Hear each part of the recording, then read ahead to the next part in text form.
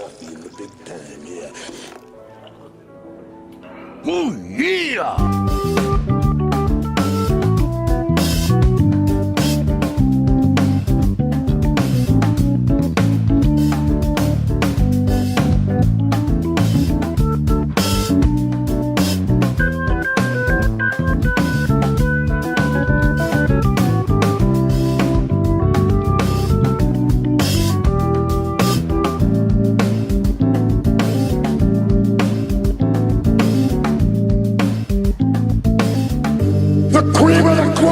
Nobody does it better.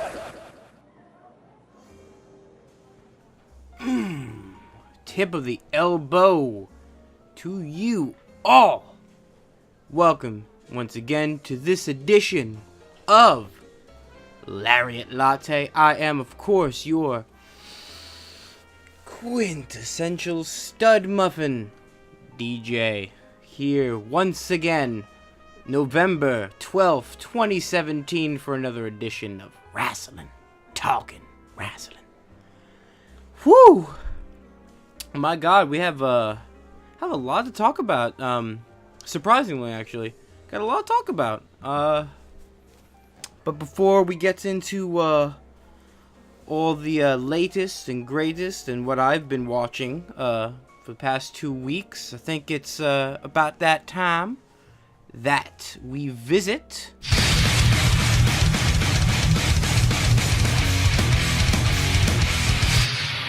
on this day. I see clearly everything has come to life. On this day in wrestling history, we got some things. 49 years ago, well, probably more than that, but on this day in Denver, Colorado, Mad Dog Vachon, father of Luda Vachon, for those that probably know her more, defeated The Crusher to win the AWA World Heavyweight Championship for his 4th time.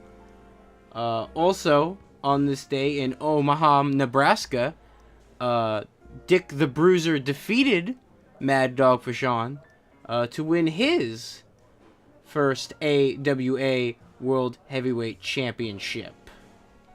Also on this day, during the WWE versus WCW invasion angle that we all truly remember fondly, on Raw from Boston, Massachusetts, the Hardy Boys of Matt and Jeff Hardy defeated Booker T and Test to win their 5th WWF Tag Team Championship titles. At the same show, Edge defeated Kurt Angle to win the WCW United States Championship, and he would be the last United States Champion until the belt was resurrected in 2003 by, I believe, JBL, but I could be wrong on that. Some bittersweet on this day as well. Lex Luger wrestled for the first time since he was arrested on possession charges of steroids following the police search of his house, which resulted in the finding of Miss Elizabeth's body in his house, who died back in May of that year. And reportedly, his longtime friend, The Sting, insisted that Lex Luger be part of the show. And had it not been for Sting, through pretty much the Lex Express's entire career, he would have pretty much probably died after his run in WWF. No, but they were strapping the rocket to the Lex Express. So... Nah, but he... So weird to think, because they were gearing up to make him the face of WWF, and then he just kind of left for WCW. So you kind of think of what could have been.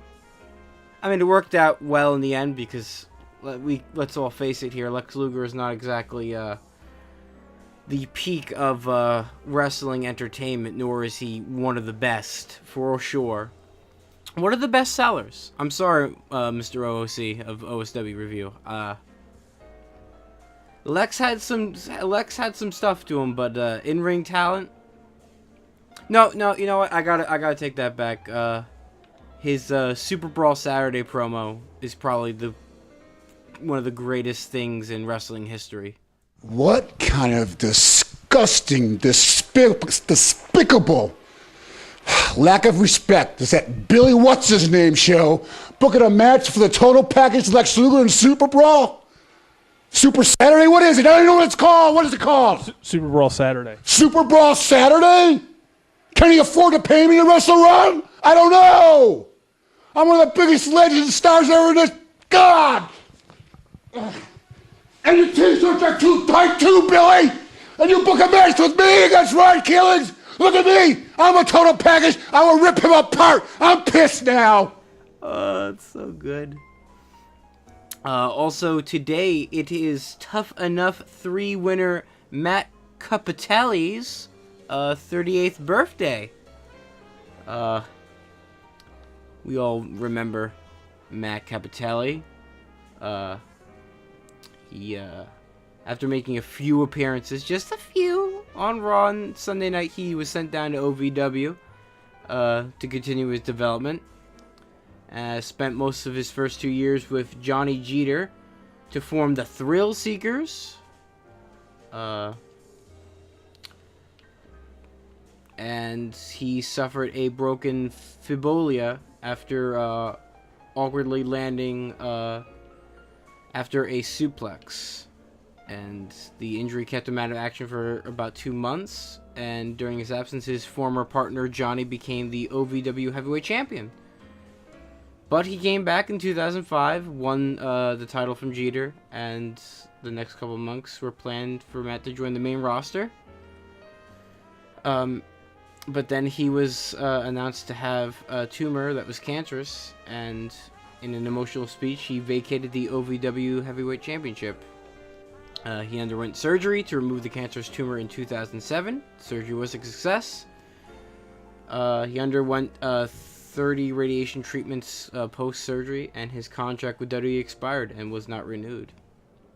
And he's now retired from active competition.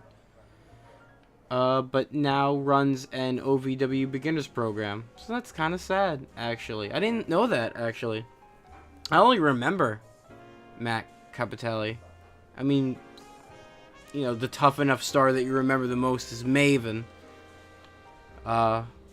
Who had his crowning moment of just getting the piss beat out of him by The Undertaker during 2004 Royal Rumble? It was 2003 or 2004. I want to say 2004. Because it wasn't the one... It wasn't the Royal Rumble that Chris Benoit won, right? Oh, no. Anyway. Wow, that...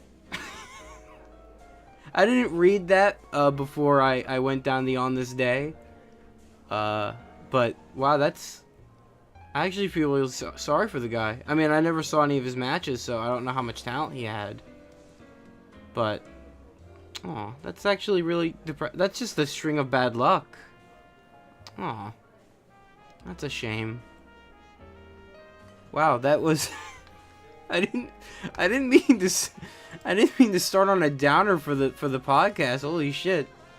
All right, I guess we'll reel it back then. Jesus Christ, November 12th is a fucking depressing day in wrestling. So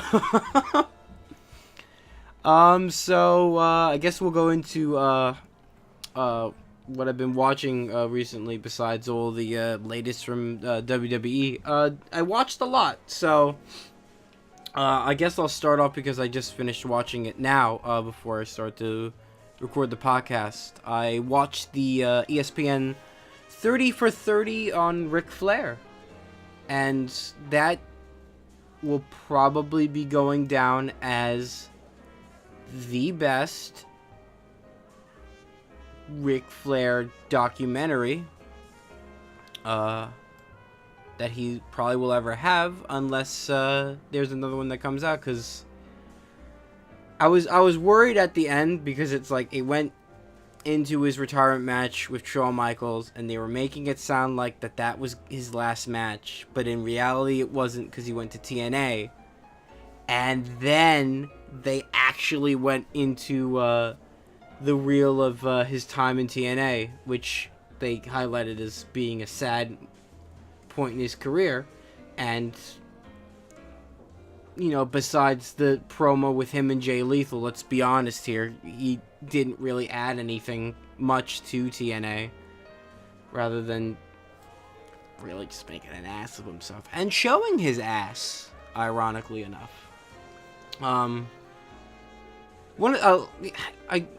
It's interesting when you listen to stuff like this, because like you learn so many different things about it. Like, I didn't even know that Ric Flair was adopted by his parents,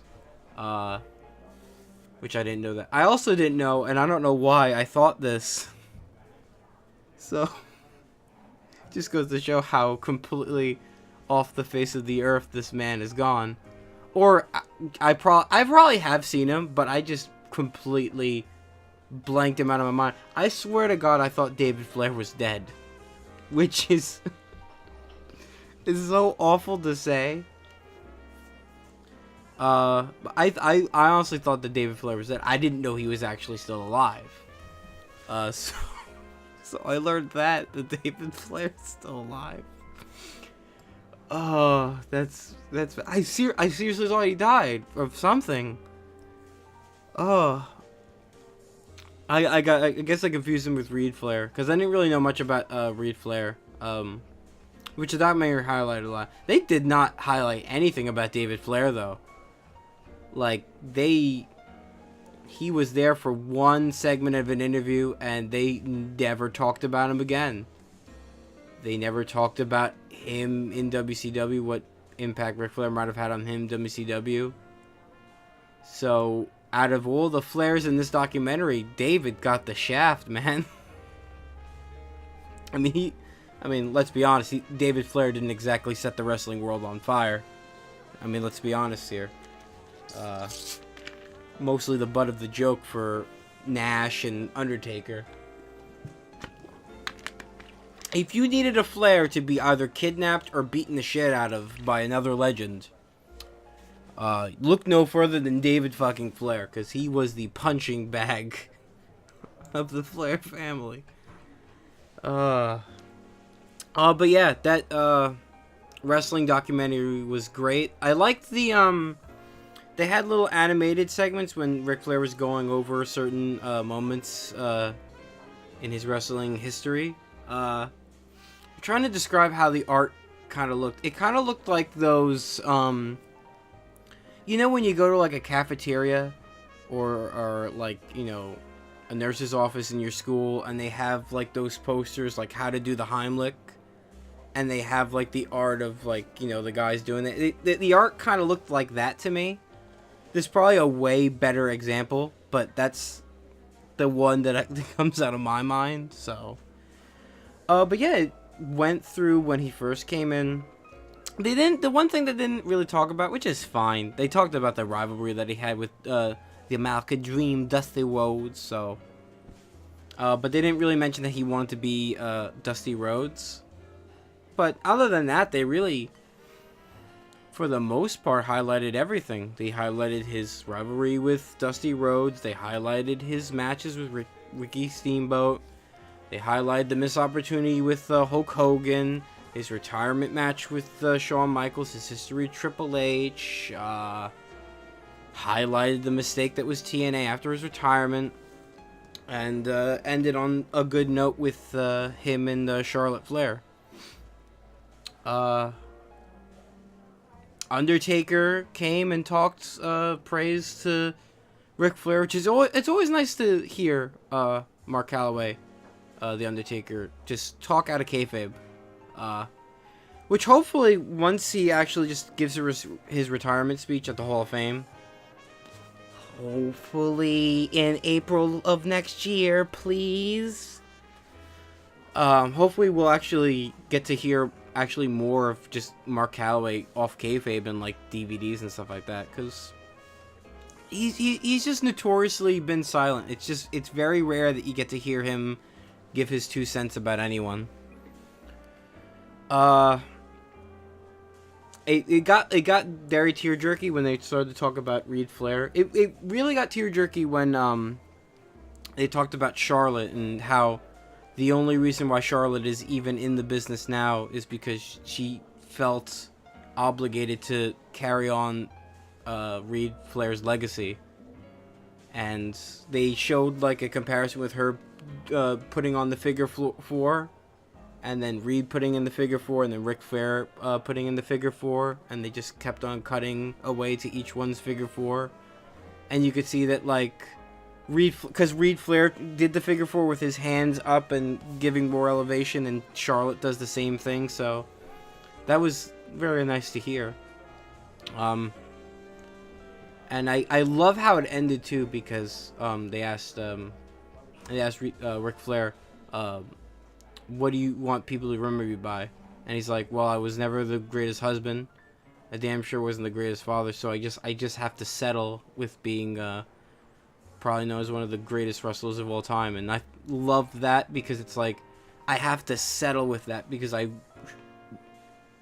would more want to be known as a great father and a great husband more so than a great wrestler. And I thought that was a good way to end it, really. And now he basically says he now lives vicariously through Charlotte and her success, and how he's so proud and all that stuff. And it went over like how he just lived his gimmick.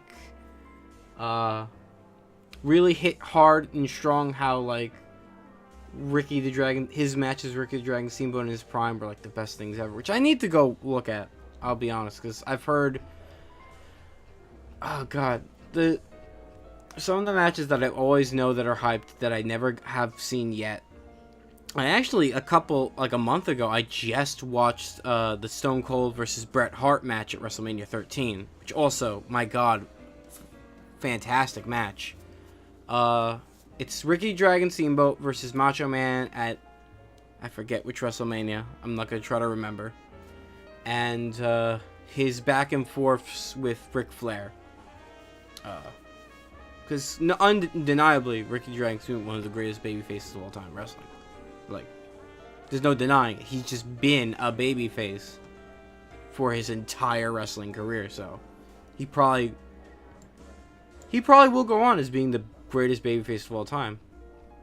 The only person that could probably maybe have done it would probably be Sami Zayn, but now Sami Zayn is heel, so... And even he actually said it during his a podcast with Edge and Christian on their podcast. Said that, yeah, it was a shame, because I actually wanted to actually try to do the same thing that Ricky Dragon Steamboat did and never be a heel in my career. So, it's probably the only wrestler that'll ever be a babyface for his entirety of his career. Well, I shouldn't say that, because there probably have been wrestlers that have just been babyface the entirety of their career. But he'll be, I guess, known as the most notable and the one that had the most talent, if that sounds less shitty.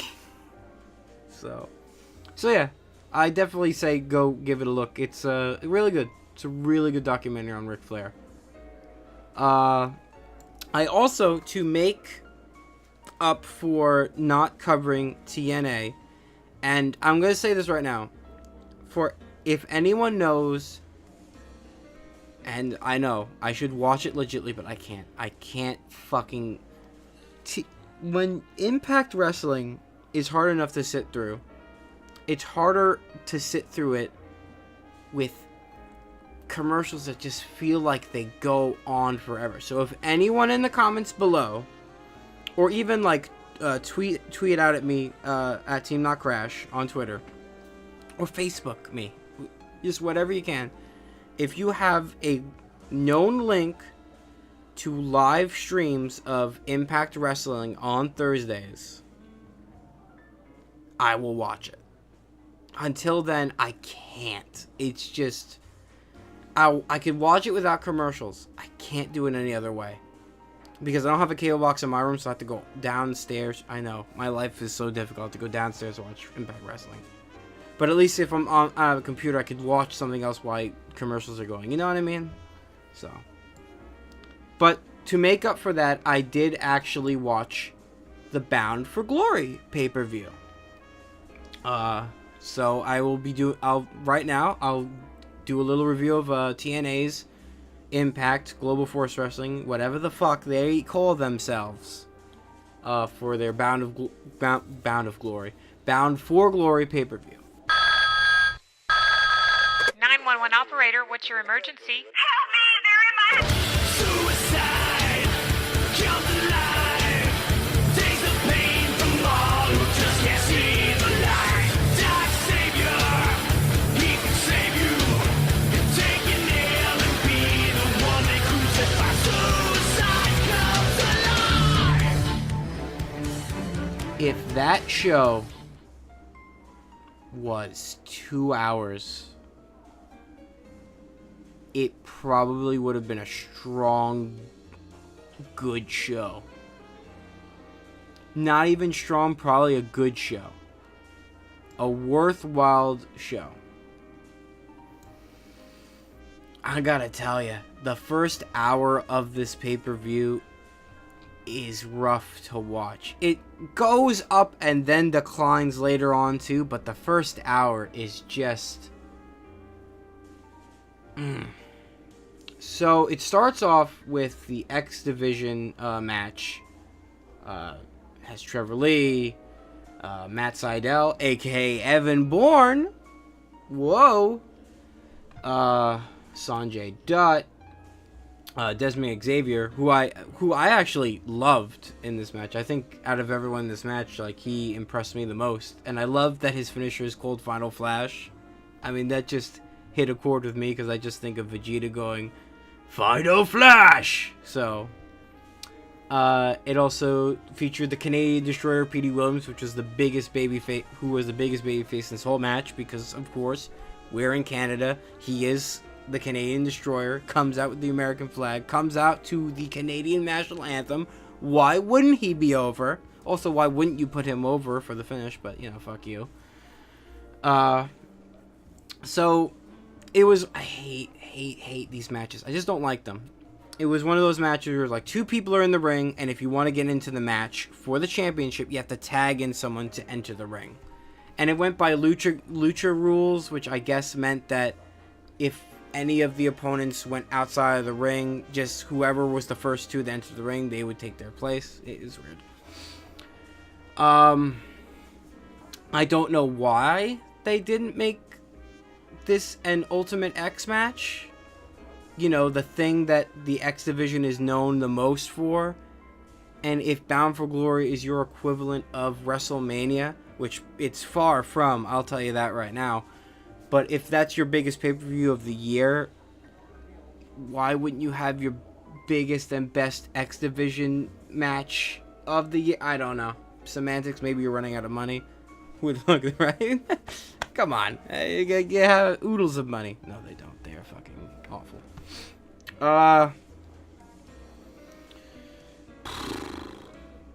Some highlights: Trevor Lee, dangerous as fuck looking power bomb. Like, he brings Sanjay Dutt up and he brings him down. It looks like Sanjay fucking, if Sanjay didn't react or duck his head in time, it looked like that would have been a fucking awful DDT to take. But a sickening looking DDT, sit down power bomb, pop up sit down power bomb by Trevor Lee to Dutt. Petey Williams had a nice Hurricane Rana from inside the ring to Trevor Lee. He basically was inside the ring, then he popped out of the ring and transferred the Hurricane Rana to Trevor Lee, who was outside the ring, which it looked fucking awesome. Canadian Petey Williams, the Canadian Killer with the Canadian Destroyer, which is always nice to see. You're never gonna see that shit in WWE because that shit isn't safe at all. But it's always fucking awesome to see the Canadian Destroyer.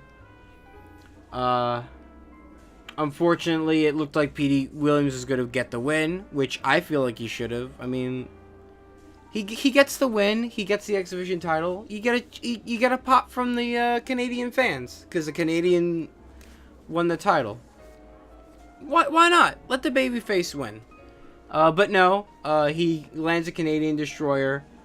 But Trevor Lee sneaks on in and gets the roll-up victory, stealing the victory and retaining his title.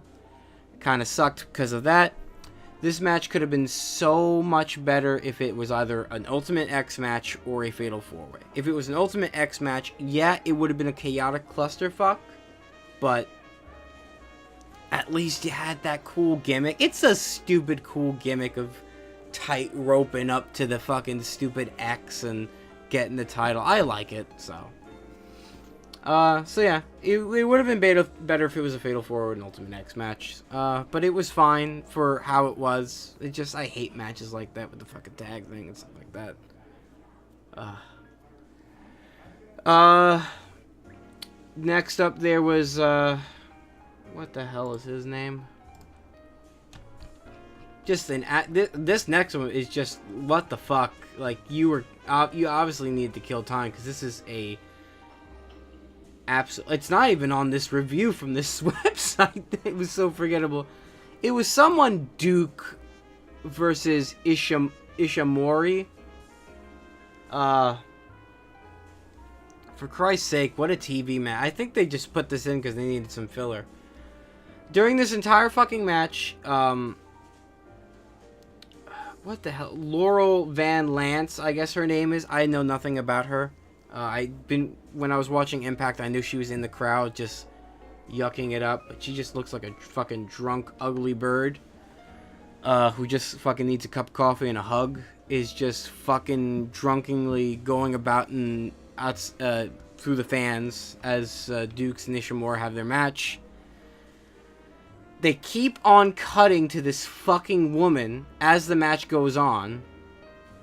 At a fucking pay-per-view match, you keep on cutting to this circus act in the crowd.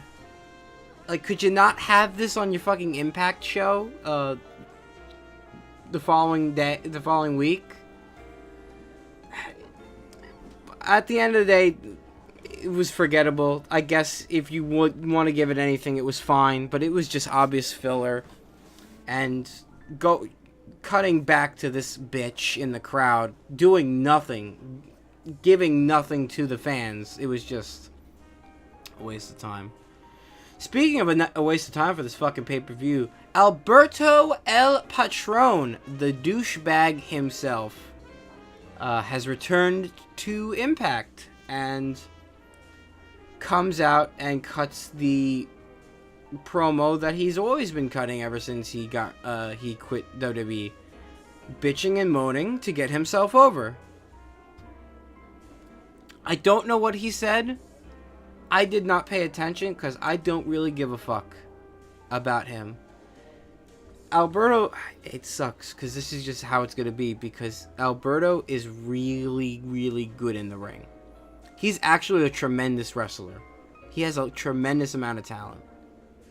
As a human being, he's kind of a piece of shit.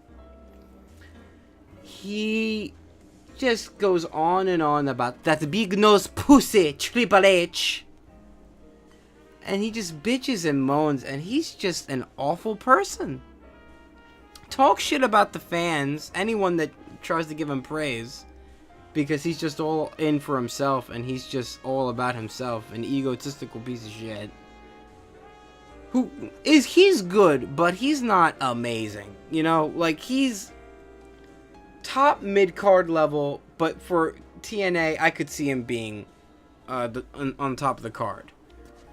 But he just goes on. And you think he's going to stop talking about WWE and throwing a piss fit during Impact tapes to the point that they have to raise the volume of his entrance theme just to talk over him while he's talking shit about WWE in promos? He's all in it for himself, and he doesn't give two shits. Man does not give two shits. He'll no show a wrestling show like WCPW that he thinks he doesn't care about. He's a piece of shit. Think this fucking promo bitch fest went on for 10 minutes. Fucking shooting and pissing away. comes up to the commentating booth for the guy that I don't know his name. He sounds like this. He sounds like an evil villain from a 1920s radio show. Forget what the hell his name is. He's like, why didn't you call me when I was suspended? And you think he's gonna attack him, but he doesn't attack him, and then he just walks away. And this couldn't be on Impact TV because... next up was a disappointing match, because I actually liked the build-up of this match. It was the match between Abyss and Grotto for the annual Monsters Ball match.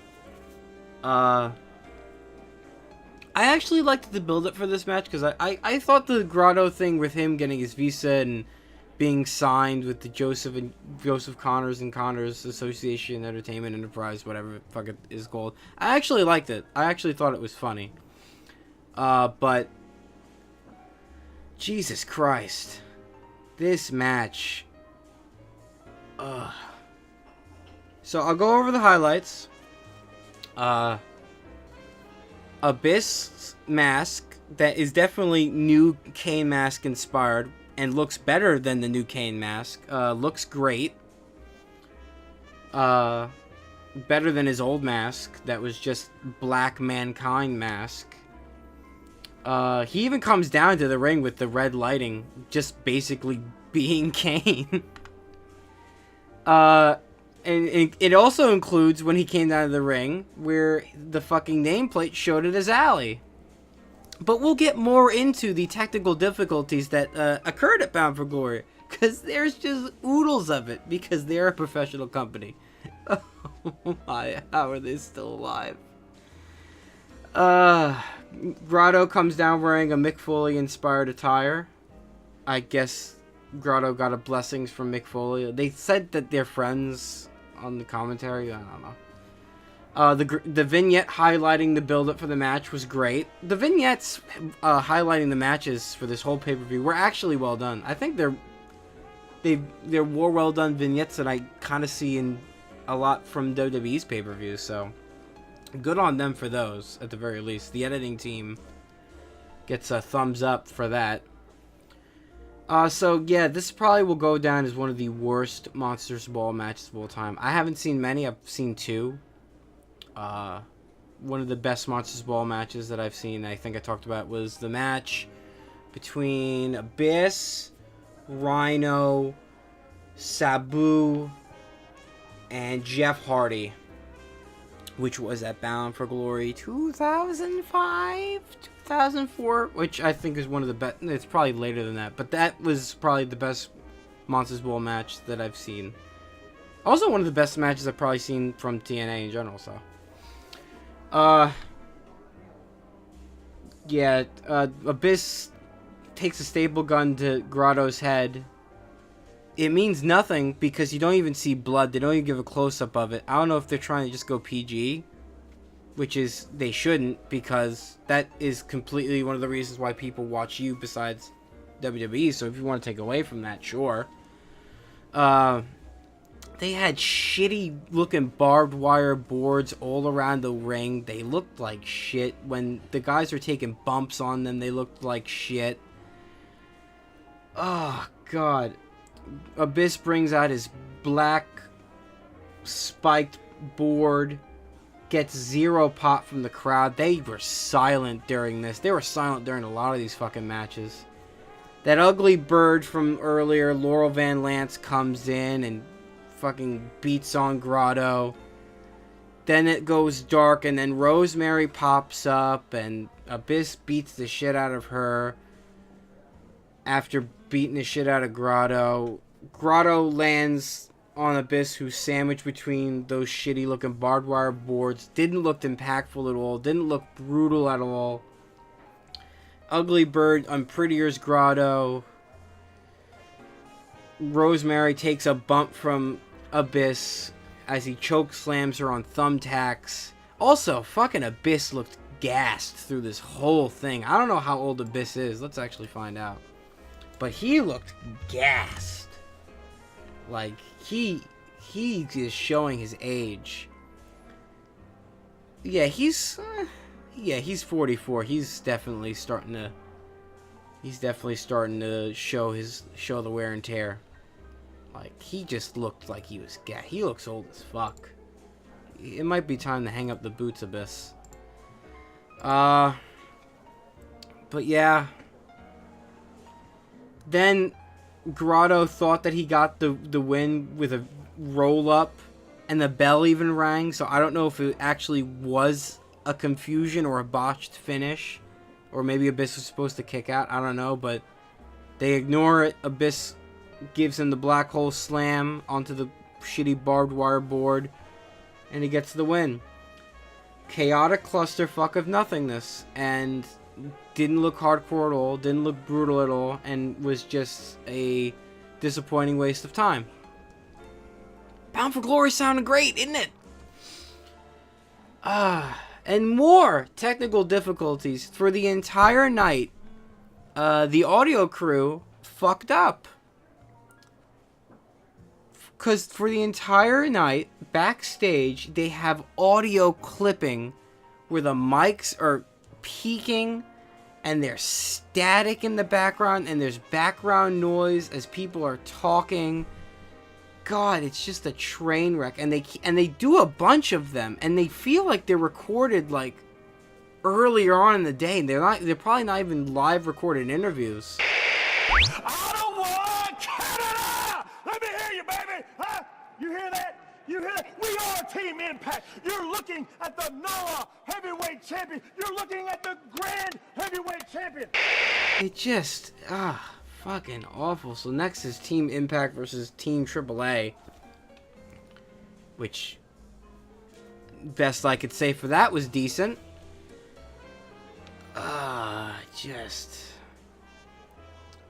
It was picking up speed at the end for the go home of the match, but then it just brought it down. Is EC3 supposed to be good, or is he just calling it in now because he doesn't care? Because I don't see the appeal of EC3. He looks like a muscle-milked buff boy of nothingness. He doesn't look talented. He doesn't awe me. He doesn't inspire me. He doesn't have a good personality or a gimmick. I don't get the appeal of EC3. Is this the declining years of EC3? Was there anything to go off of from EC3 way back? If anyone has good moments from EC3, clip it to me or give me links or something, because I'm not seeing the appeal of this fucker. Just looks like a big, good-looking buff guy who doesn't have any wrestling talent, so I don't know what to tell you. Eddie Edwards did his damnedest. James Storm, I don't know why you chose this company and not NXT. That baffles the fuck out of my mind. On top of it, you have a retirement match, and then you give a speech about retiring, so hopefully you've learned your lesson and you're fucking getting out of that company and heading for WWE or ROH or some fucking promotion that has decency or elegance to it. Just an average affair, this whole thing. So EC3 and Storm share a beer in the ring at the end. It's fucking forgettable, really. So now we're actually getting to the meat and gravy of Bound for Glory. Next up was LAX versus OVE. Build-up for this match was very Lucha Underground-y. We got pre-taped encounters and very darkly lit rings and areas. Vignettes for this were done amazingly. Just everything about the match and the build-up was just great. So this match is a 51-50 street fight. I think on one Impact show they might have explained it. I couldn't find the clip, and they didn't explain it in the vignette, which I wish they would have, or at least before the match explain the rules. But so I looked up what 51-50 means, and basically the description of 51-50 is it's a police code for a suspect that's crazy or psychotic enough to endanger both themselves and others. So I'm assuming a 51-50 street fight is just a more dangerous street fight? there was things around the ring, so I guess it's like a TLC street fight with barbed wire and shit. They probably just wanted to give it a cool name. I don't know why they just couldn't fucking call it a street fight, but whatever. LAX's entrance looks fucking great. The camera goes all the way around. There's cool, like, red and green lighting to show the Mexican flag. They come out from the crowd. I fucking love their entrance. And then, wow. This match just fucking blew through awesome hardcore spots, and it just was the best thing in this entire night. Fucking shades of Bubba Ray Dudley, sit down powerbomb off the entrance into a table below. Fucking great spot. Sick kendo shots onto one of the members of OVE. Santana climbing up on the stage and falling down onto one of the members of OVE who was placed on a table. Another sick spot.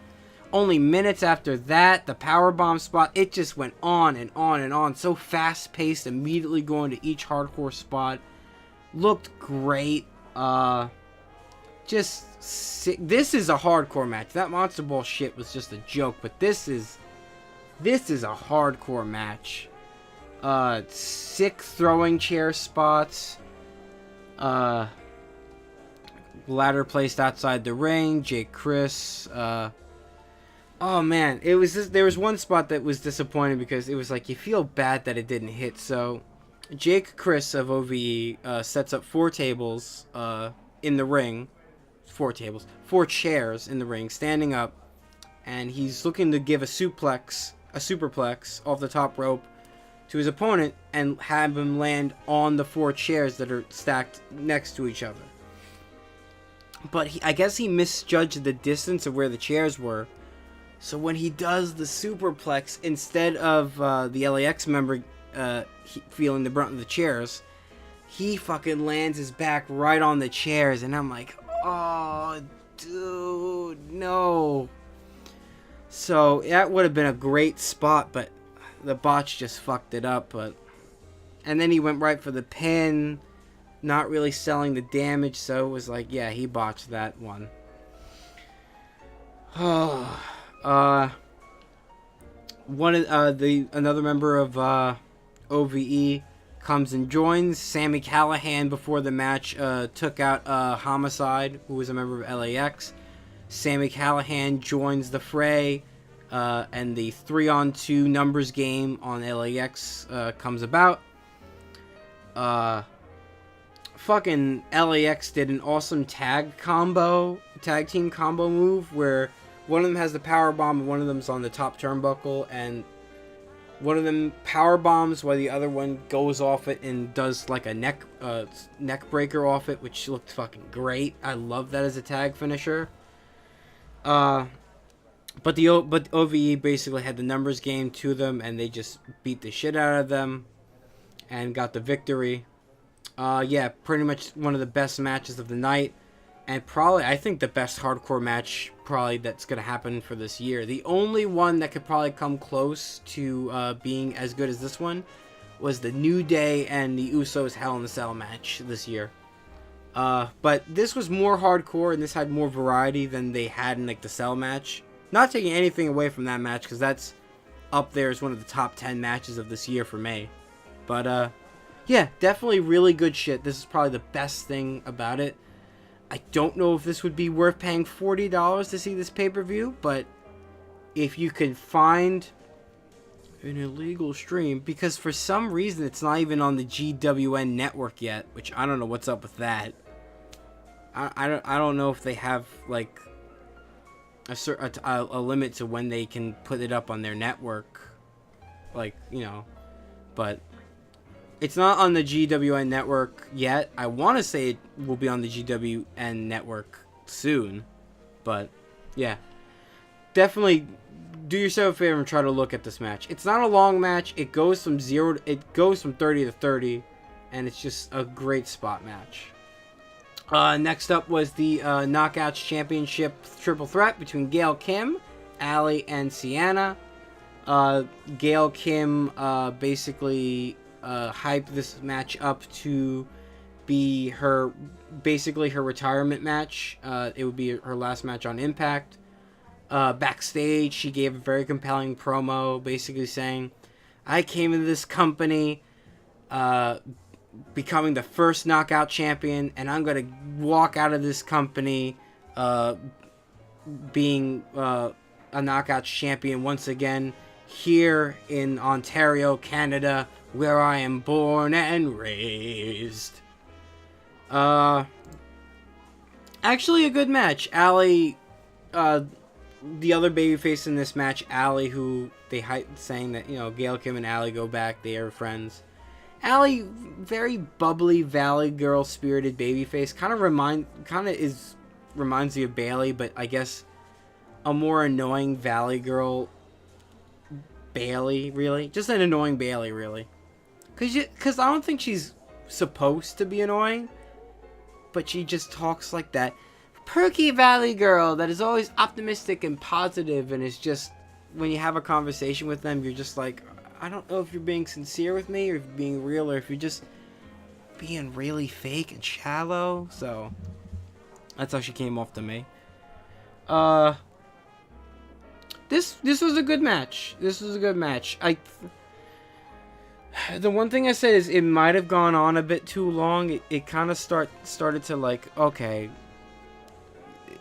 it's kind of starting to slow down a little bit, but these three put on a really good match. They worked their asses off for this match. Gail Kim came out as a Knockouts champion, so she comes out of it, with the victory, the feel-good moment. Canada has one of their own winning. I don't know why you couldn't have that for Petey Williams too, but fuck it, fuck you. Good match, I'd say. Really good match. For sure. Better than Smackdown pay-per-view matches between fucking Natalia and shit. For sure, so. It was good. Jimmy Jacobs comes out. Devastated a Bullet Club fan.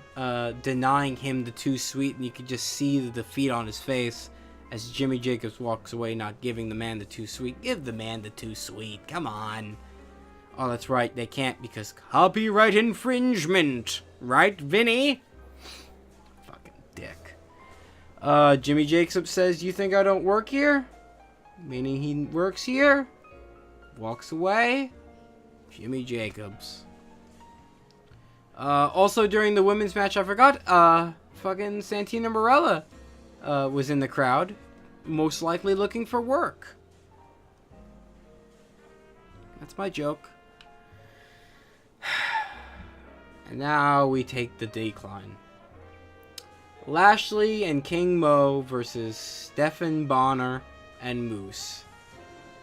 This match should not have been a tag team match. They should not have put the MMA guys that don't really have much experience as being wrestlers. Probably had a limited time to train and get ready for this wrestling match. And if it was just Lashley versus Moose in this octagonal caged arena match, it probably would have been a decent match. Instead, we had the MMA guys trying to do MMA wrestling spots in a wrestling match, which might hype the MMA fans, but the MMA fans aren't watching wrestling expecting MMA. So what the fuck are you expecting? You don't expect fucking Brock Lesnar to come out and start rolling around with opponents in the ring. No, you expect him to fucking take people to Suplex City. Let him do his MMA shit in MMA. Let him do wrestling shit in a wrestling ring. So, it just came off as being sloppy and chaotic. For fuck's sake, top team came in to interfere during the match, and they just were doing awful work, punches, and kicks that the camera looked at and they were missing. I'm mixed on this match because there were good moments and spots, but it just, for most of the match, it was just a clusterfuck and a drag to watch, so. the best I could say, it was fine. And it could have been better if it was just Moose and Lashley, but it wasn't. They had to give the shine to the MMA people to try to get the MMA fans to watch your show, but you can't even get wrestling fans to watch your show, so who the fuck are you catering to, really? Backstage, another inaudibly challenged interview. Johnny Impact gives a heartfelt, compelling promo. And this is just sad to watch. So, you know when The Rock, you know, they have like the sound on for the fans as he's cutting an interview backstage, and he gives the fans a moment to react. And the reaction of the fans as he's being silent, looking away from the interview, play out, you know. So it's like, yeah, they're the fans. They're listening. You're listening to them as you're doing the interview. So Johnny does that. Tries to go for a pop, saying, "Here in Ontario, Canada." Looks away, pretending to hear the crowd. But they don't have a fucking audio insert or the crowd's audio based up and ready. So he just names the town, looks away, and just has awkward silence. Tonight, right here in Ottawa, Canada, when I leave, For fuck's sake, could you not cue up a fucking fan reaction noise? Do you not have a stockpile audio fucking folder with cue fan reaction? God, he just looks like a fucking asshole. So that was awful to watch. Oh my god, how do you... Like, whoever was in charge of audio for this night, I hope he got fucking fired. Because he did a shitty job. And they had plenty of time to fix it, but I guess they said fuck it. So it's Eli Drake versus Johnny Impact for the Impact Championship. It was a decent match. Until Patron makes it about him, comes out from the crowd, attacks everyone, attacks the ref,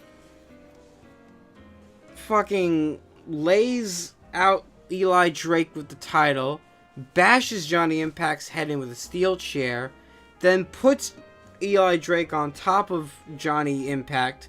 The referee, seeing that Alberto El Patron has interfered in the match, still counts the 3, not a DQ, which would still have Eli Drake be the champion. Why couldn't he attack the winner of the match after the match? You know that they've been building up this Eli Drake and Johnny Impact feud for a little bit. Could you not let them at least finish the thing that you've been booking for a couple of months? No, yeah, as soon as this dickbag, who may have or may not have been domestically abusing fucking Paige, those two fucking circus clown carny fucks. Both of them have no fucking class. Can't wait for Paige to come in. Can't wait for them to try to sweep that fucking jizz rag of a fucking cunt under the rug, for fuck's sake. Just give the shine to this fuck. Just give the shine to this prick. First day back in this fucking company, give the shine to him. Just put everyone else to the wayside and give this fucker a shine. So overall, the LAX and the OVE match, do yourself a favor and watch it. It was great. The build up to the Grotto and Abyss match, great. The match itself, other shit.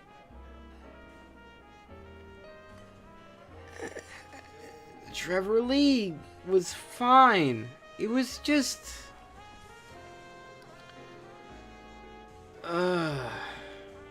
If this is supposed to be your biggest pay-per-view of the year, I'd hate to see what your worst pay-per-view of the year is. Because this was just an average pay-per-view show. With half of this card just being TV matches, really. But, you know. That's my thoughts of Bound for Glory. So there's the Impact Wrestling shine that we haven't had on this podcast for a little bit. That's my thoughts. So, you know. Glad to see that fucking Impact's going onward and upwards.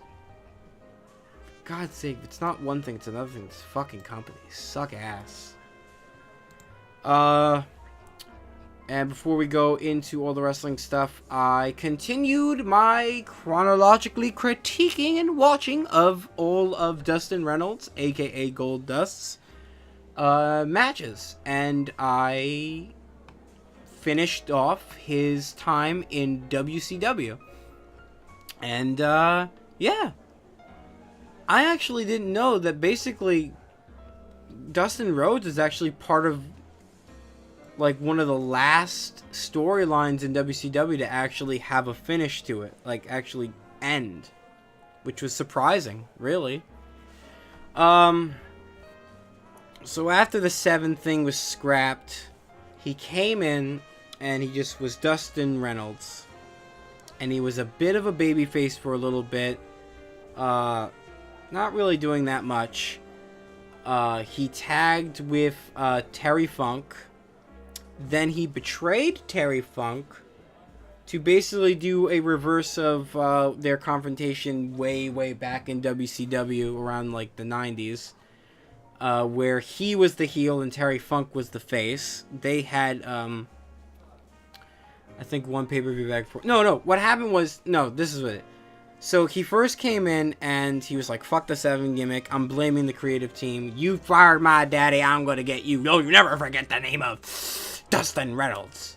So then he goes on to have a match at, what's the big WCW match? Starrcade. He goes on to have a match at Starrcade 2000 against Jeff Jarrett, which was a decent match.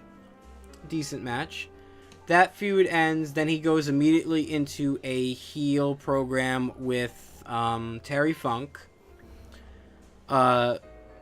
Highlights of that, Terry Funk comes out with a raw chicken in a garbage bag, saying, I got your baby brother, Dustin.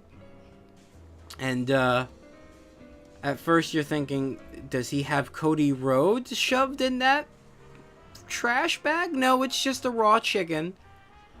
Because Dustin Rhodes' little brother is a chicken because he's a chicken shit. And Terry Funk proceeds to put the raw chicken on his hand as a boxing glove and beat up Dustin Rhodes. And Tony Schiavone has to go, oh, and he's got the chicken! Oh, and he's beating him up with the chicken! So they have a bull rope match that was fairly good. Dustin Rhodes actually goes by the American Nightmare. So I didn't know that he actually went by the American Nightmare before Cody Rhodes picked up the American Nightmare name, which he has now. So they have their feud. Then it gets dropped due to the fact that on WCW's live radio show, Dustin Rhodes talked shit about Vince Russo, calling him a little midget shit and a fucking asshole idiot and a huge wrestling, basically calling shit about him. And that gets him suspended for the rest of 2001. So he comes back in 2002 on a January Nitro, where Ric Flair is now the head of, he's basically like the president of WCW or something like that, and he offers Dustin Rhodes a contract to join the Millionaires Club, which is his heel faction. And Dustin Rhodes says, no, fuck you. I'm going to beat the shit out of you. I will never work for you, Ric Flair. Rhodes family legacy. And they get a new program with him. Dusty Rhodes comes for the save, and it builds up to a match between Dustin Rhodes and Dusty Rhodes versus Jeff Jarrett, the Chosen One, and Ric Flair. Build of the match features basically both Ric Flair and Jeff Jarrett dressing up as the American Dream, Dusty Rhodes. Jeff Jarrett just has a fat suit with a armful of KFC with a bucket of chicken, and Ric Flair has the WCW tried and true. We gotta get that makeup artist to do the realistic old man mask. So both Jeff Jarrett and Ric Flair get to play dress up of Dusty Rhodes, and that goes into the final WCW pay-per-view of Greed, which is actually the main event. Ugh. No, it wasn't the main event. It was mid-card of the pay-per-view, I believe. So they beat him, and then the stipulation after that is Ric Flair has to kiss Dusty Rhodes' ass.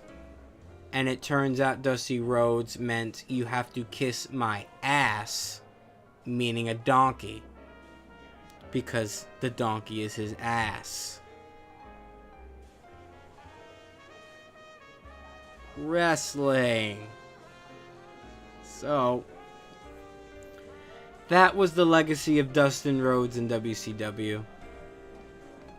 Doing the old tried and true, these are the old rivalries of the Rhodes clan, and we're gonna take it back to them. The Terry Funk stuff wasn't that bad.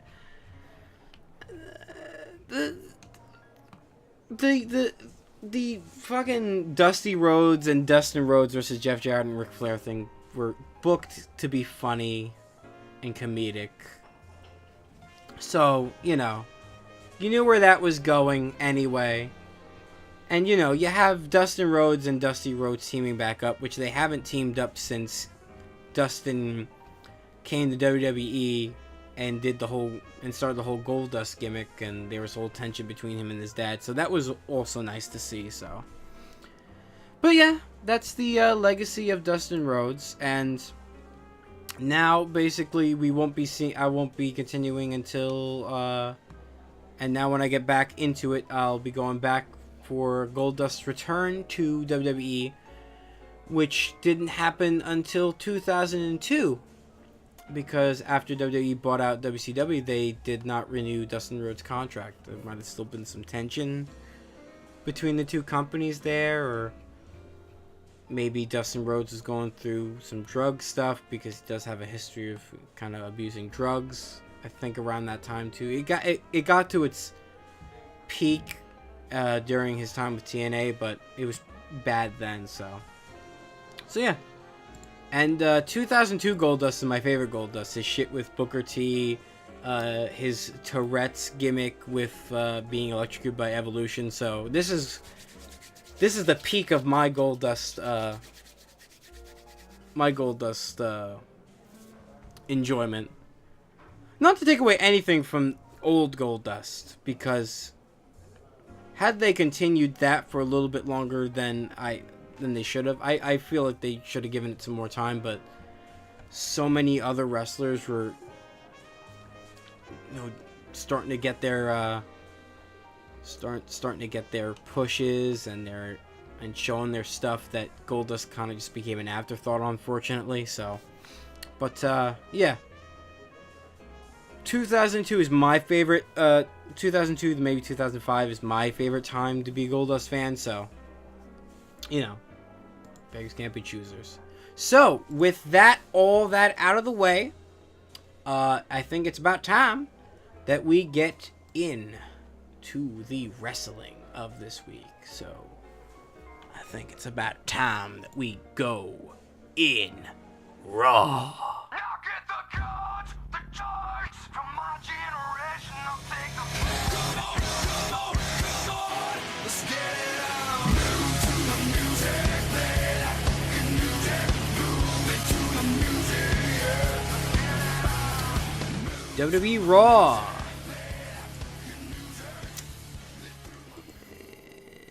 It was This Raw was... It's so fuzzy because I just watched it Tuesday. No, this Raw was pretty good, actually. It wasn't a bad Raw. Start off the Raw with Miz TV. Miz cuts a promo on Baron Corbin. Miz coming off as a babyface for his upcoming match Sunday at Survivor Series with Baron Corbin. Basically saying that I'm gonna fucking beat the shit out of you. Don't you dare speak about my unborn child and my wife, because I will fucking shove your chief down your fucking throat.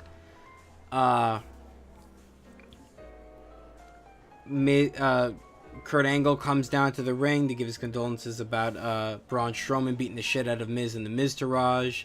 Fucking Curtis Axel is standing in the ring, looking all sad with his little neck brace. And Bo Dallas just patting on the back. So it's alright, buddy. So the guest for tonight is Kurt Angle. Kurt Angle comes in. Angle tells Miz that you know, he apologized for everything that happened, and the Miz basically gives a little shine to Kurt Angle, kind of puts him in the spotlight, gives him a little bit of heat, replaying the segment where Stephanie McMahon rips Angle a new one, because we can't have Steph without beating the shit verbally out of wrestlers, and they won't get their heat back because Stephanie will just fuck off. But we need to have Stephanie bury talent, because she's the bitch boss. Fuck you, Stephanie.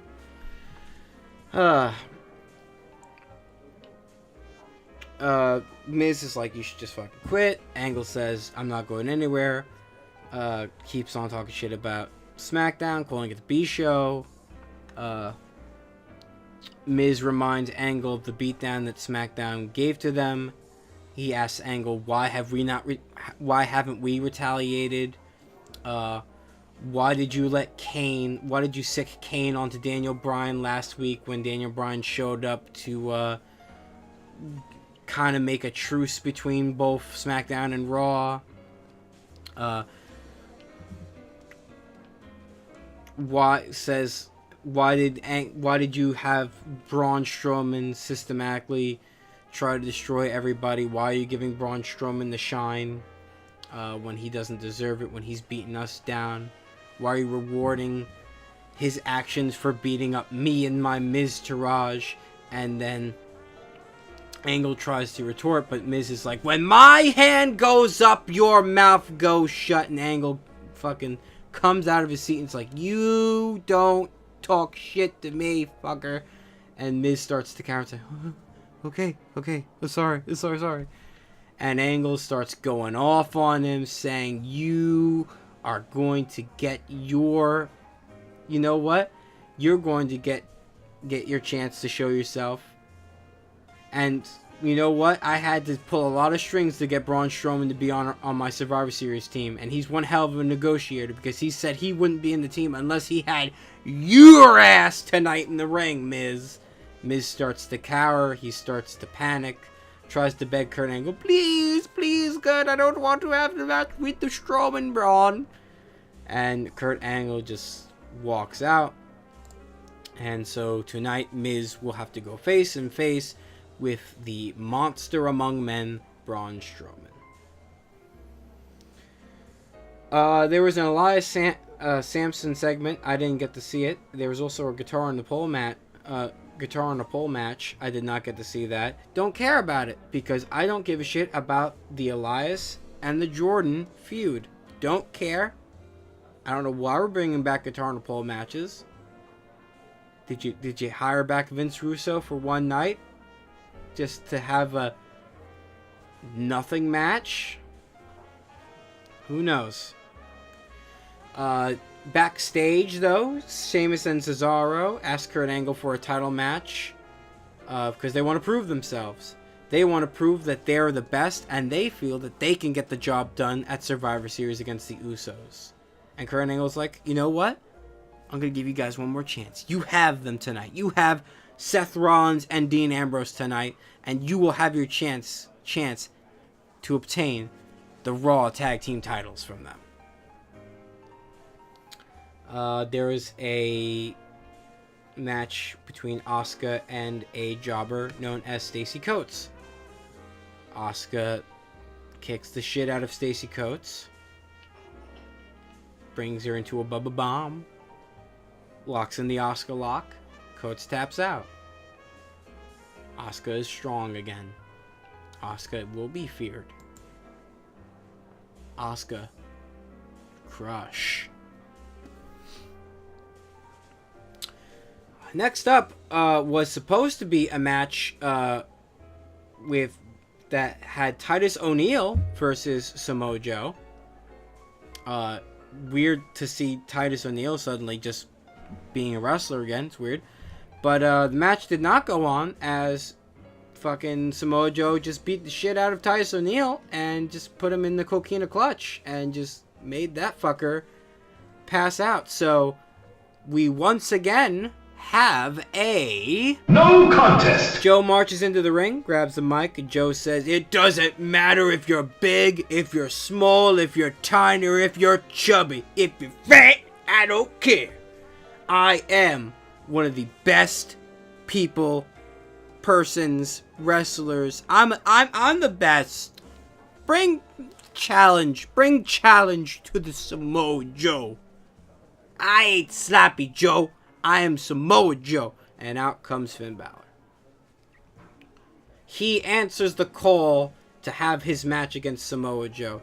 Keep in mind, Finn Balor kind of hurt after he kind of jobbed out to Kane 2 weeks back. But we're starting to rebuild Finn Balor, because he and Joe had the match of the night. These two fucking gave it their all, had a hell of a match. Didn't expect anything less from these two. These guys had great matches back in NXT. It was hard because I was watching this match and I'm like, okay, either one of these guys is gonna win, but I don't want, because you don't want either or of these guys to win, because both Finn Balor and Samoa Joe both need this win.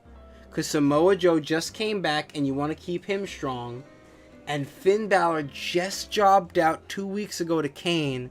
So you don't want to have him lose to a guy that he's already beaten twice on NXT pay-per-views. Especially a guy that he beat as the Demon, who was basically the Super Saiyan 2 equivalent, so better Finn Balor. So the logical conclusion that you could have is a count out, or maybe Samoa Joe gets a disqualification win, or Samoa Joe gets himself disqualified and the win goes to Finn Balor, because it shows that Samoa Joe is still savage. But they did it even better, because they both got counted out of the ring, because they had a schmoz to the entrance, beating the shit out of each other. So none of them look bad. Both of them look strong, because it was a count out. So bravo on that booking. That was smart booking. Kurt Angle comes out and it's like, yeah, you two beating the shit out of each other. I like to see that. So you, Joe, you, Balor, I want you on my team. Let's go. So Joe and Finn Balor both now join the Raw team at Survivor Series. Good choice. The beautiful Alicia Fox. The beautiful Alicia Fox. And Nia Jax, the returning Nia Jax. Turns out that maybe the rumors of her packing her up ain't true, 'cause she back.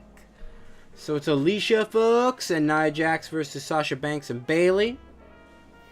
We're in Manchester, so of course we have one of the best crowds in the world, and we get the hey Bayley, I wanna know If you be my girl. Which is also, this is so great to hear. It's like one of my favorite chants from the UK crowd. The UK crowd's great. Kind of silent for tomorrow's show, but we'll get to that when we get there. It was your generic tag team match between women. Hate to say that, but you know, just a schmoz. Sasha and Bailey win against Alicia Fox and Nia Jax. It was fine. I guess that's all I could really say. So backstage, before the Miz goes out on his match between Braun Strowman, Bo Dallas is trying to hype everybody up and say, "Come on, we can do it. He's not that strong. If we put our minds together and believe." He didn't say believe. I wish he would have said believe. God damn it, WWE! Why did you give him get back away? Bo Dallas tries to kind of hype up the troops. Curtis Axel is like, "Dude, that man nearly destroyed me. Can you see my neck?" Miz, I don't know. If you want to leave, we should just go right now. But if you want to stay and fight, we're with you 100%. Miz looks up at Curtis Axel, looks up at Bo Dallas, frustrated, with a face of, "You dare think that I would run away from this fight? I'm not a coward. I'm going to face Braun Strowman head on. I know that he'll probably kill me, but I'm going to face him like a man." Miz might be becoming a baby. It's most likely they want him to be the baby face when he goes into his match with Baron Corbin, because it's not going to make sense to have two heels go up against each other. So, good choice here. It gives Miz, it shows Miz having a bit of cojones. So, good shine for Miz. So Miz comes out with Bo Dallas and Curtis Axel. It's basically a 3-on-1 match, essentially, pretty much, because they're just like going over there to have at Braun Strowman. Miz rolls out of the ring immediately as the bell rings. Dallas and Axel try to distract Strowman. Doesn't work. Braun Strowman just tosses the two out like they were rag dolls. Miz rolls out because he values his life. Strowman chases after the Miz, but the Miz pulls up the apron by one hand. But Strowman gets back at the Miz, launches Miz back into the ring. He actually just throws Miz back into the ring like it was a fucking long dart. Looked great. And he delivers the C4. Then Dallas and Axel try to save Miz, but they get shoved away. Axel is sent into the barricade. He's out of it. Miz is trying to run away, but Strowman's like, "You can't run. You can't run." And then he tosses him back over the top rope onto Axel and Dallas. And when it looks like they're going to be destroyed by the Strowman, Kane's music hits.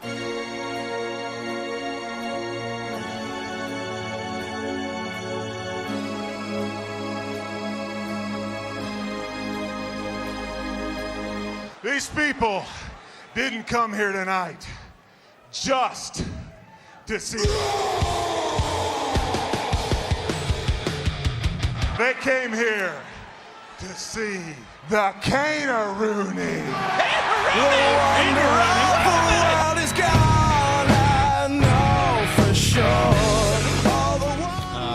Kane lifts his ass just so as he walks down to the ring in typical Kane fashion. The two stare each other down, and Strowman goes, "I'm the monster. I am the monster." And then he delivers a running power slam onto Kane.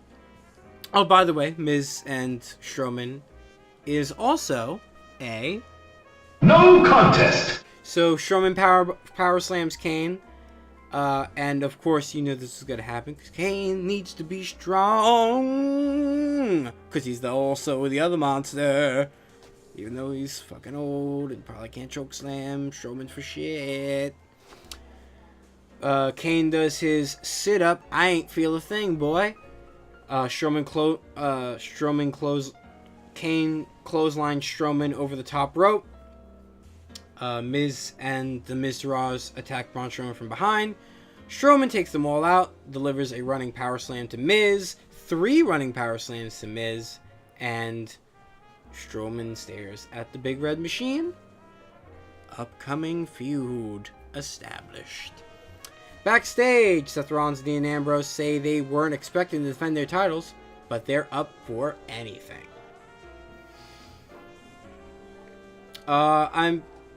It sucks that I didn't get to see this, but because I watched the Hulu version. But Enzo came out to the ring to talk shit about Kalisto. Kalisto comes out and grabs a chair. And then Pete Dunne's music hits, and Kurt Angle walks out and introduces Pete Dunne and is like, "You and the UK champion Pete Dunne are about to have at it, boy." And fucking Enzo, in the highlights that I saw from 205 Live, looked strong in this, and that made me sad because Pete Dunne is a fucking bruiserweight killing machine who is better than Enzo, and Enzo should not be looking more dominant than him because Pete Dunne is awesome. Why would you ruin him? I don't know, but you ruined someone else on 205 Live. We'll get to that bullshit. So Enzo thankfully did not get the win, because he tried to cheat to get the win, which would be okay, as long as you don't give him a fucking clean win. Kalisto yelled at, Kalisto alerted the ref about it, and the ref was like, "You ain't having that." Enzo yells at Kalisto, and while he's distracted, Pete Dunne hits the bitter end and gets the win. Thank God. Thank God. Last thing I want is that fucking UK title to feel less important. So, it is time for your main event. It is the Raw Tag Team Champions, Seth Rollins and Dean Ambrose versus the Bar of Sheamus and Cesaro. Ambrose, Rollins, Sheamus, and Cesaro. It wasn't their strongest match against one another. The match was kind of more for the spot, I don't want to say spot, the moment at the end. So definitely they've had better encounters, so this one was still a good match, just not as good as their other ones. During the match, Big E comes on the loudspeaker. "Manchester, don't you dare be sour. Clap for your world famous whatever time champs, the New Day, and yes it is." And they come out, and they're in the crowd rafters, and they're talking shit to Rollins and Ambrose, while a fan is right beside them, having the best Instagram video that he's ever made in his entire life, because basically he gets to just Instagram himself with the New Day as they're cutting this promo for the whole time. So he has the best Instagram video of his life. So cheers for that, man. So as Ambrose and Rollins are distracted, and they're like, "Oh, we're ready for you boys. Come on down here." Kurt Angle is in the back getting all his men to go have at it. So Heath Slater, Rhino, Goldust, God damn it, forget his name, one of the Edgeheads, Kurt Hawkins, there it is, Jason Jordan, they're all coming down to the ring, getting ready for another sabotage. Jason Jordan fucking runs like hell halfway up the ramp to beat the shit out of the New Day, and as everyone is distracted, Sheamus,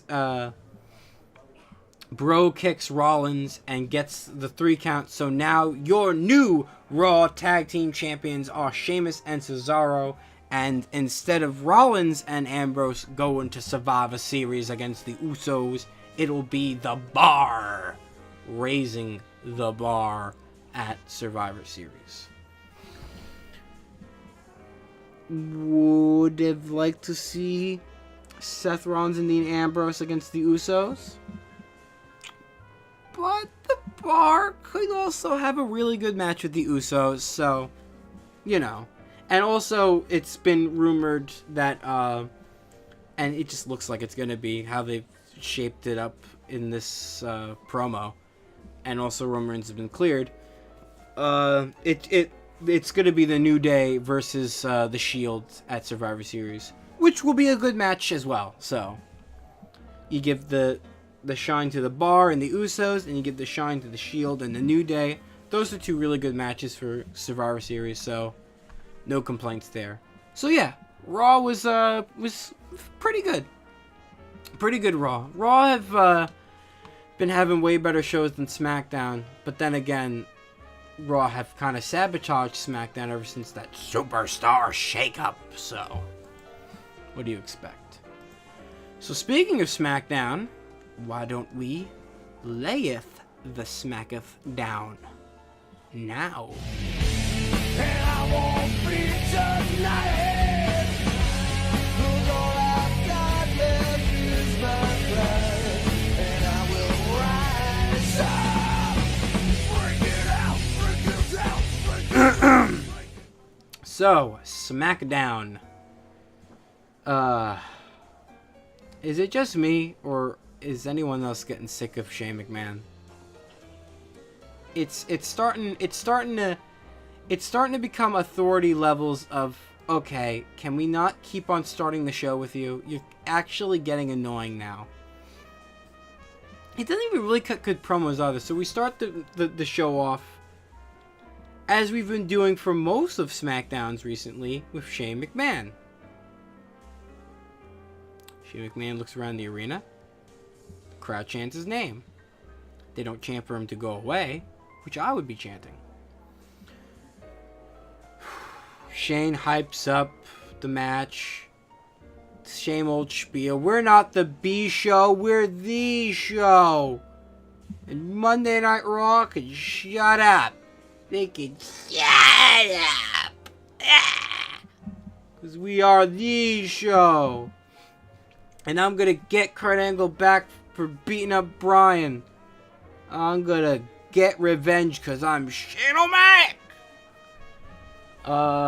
The New Day come into the ring, and they have a little bit of a ring party with Shane. They polish his dick, you know, hyping up the crowd. New Day shenanigans, being all silly, being all fun. Buy the cereal. But then Sami Zayn and Kevin Owens come to save the day. And Owens says that what he is seeing in the ring at this moment is the stupidest thing that he has seen in his entire life. Sami Zayn, who has food fight weirdly walk. Sami Zayn, when he walks in now with his little heel thing, with like his long legs being lifted, he looks like he looks like he's strutting like a goddamn Disney villain. He just looks like a fucking cartoon character. I like it. It's good stuff. Sammy tells Shane that he is not cool. You'll never be cool. Go away, Dad, with your dad jokes. Coffee says, hold up. Hold up. Have you seen Shane McMahon dance down in the ring? That's pretty cool. Have you seen the bumps that he took at Kurt Angle at King of the Ring? That's pretty cool. Have you seen him fly down onto Steve Blackman? That's pretty cool. Have you seen him go off or Hell in a Cell? That's pretty cool. He's a pretty cool guy. He's pretty cool. Owens pleads with Shane not to punish SmackDown for his shortcomings and not to have SmackDown be punished at Survivor Series for preventing Owens and Zayn from bringing the SmackDown team to victory at Survivor Series. And Shane is like, I don't want any of you to be there because you two don't have the attitudes that I want to represent for the SmackDown team at Survivor Series. Sami Zayn's like, you lost to a low blow, you idiot. Basically goes back and forth, back and forth, back and forth. And it cues up a match between Sami Zayn and Kofi Kingston in the ring right now. So, it came out this week that Kevin Owens and Sami Zayn were sent home from the WWE United Kingdom tour because during the match between Sami Zayn and Kofi Kingston, which was a good match, it was a decent match. No, it wasn't a decent match. It was actually a good match. These two had a really good match. Great opening for the show. Kofi Kingston wins. Owens quickly enters the ring to attack Kofi Kingston. He leaves before the rest of the New Day can get to him. Because what was supposed to happen, apparently, was that Owens and Zayn were supposed to be fed to the New Day following the Sami Zayn versus Kofi Kingston match. Which essentially means that Owens was supposed to come in to beat down on Kofi Kingston for the win, and then the New Day were supposed to get their heat back by beating down on Zayn and Owens after he attacked Kofi Kingston. But instead, they didn't get their heat back. Owens and Zayn just ran off. So apparently, this didn't sit well with the creative team. The two independent sources said that the move was made as some kind of disciplinary measure. Sports Illustrated's Justin Barrasso said conduct deemed detrimental to the WWE because both Sami and Zayn were basically going into business for themselves. So the creative team basically were like, fuck this, you guys. What the fuck?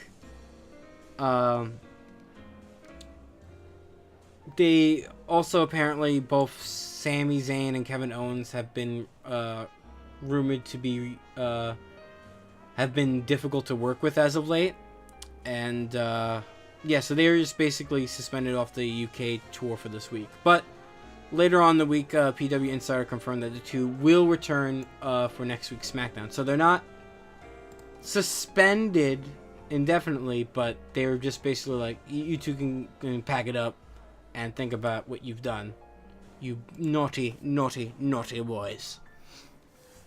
What they did was better, but yeah. Bludgeon Brothers, Hammer Bro Luke and Hammer Bro Harper, another horrible vignette.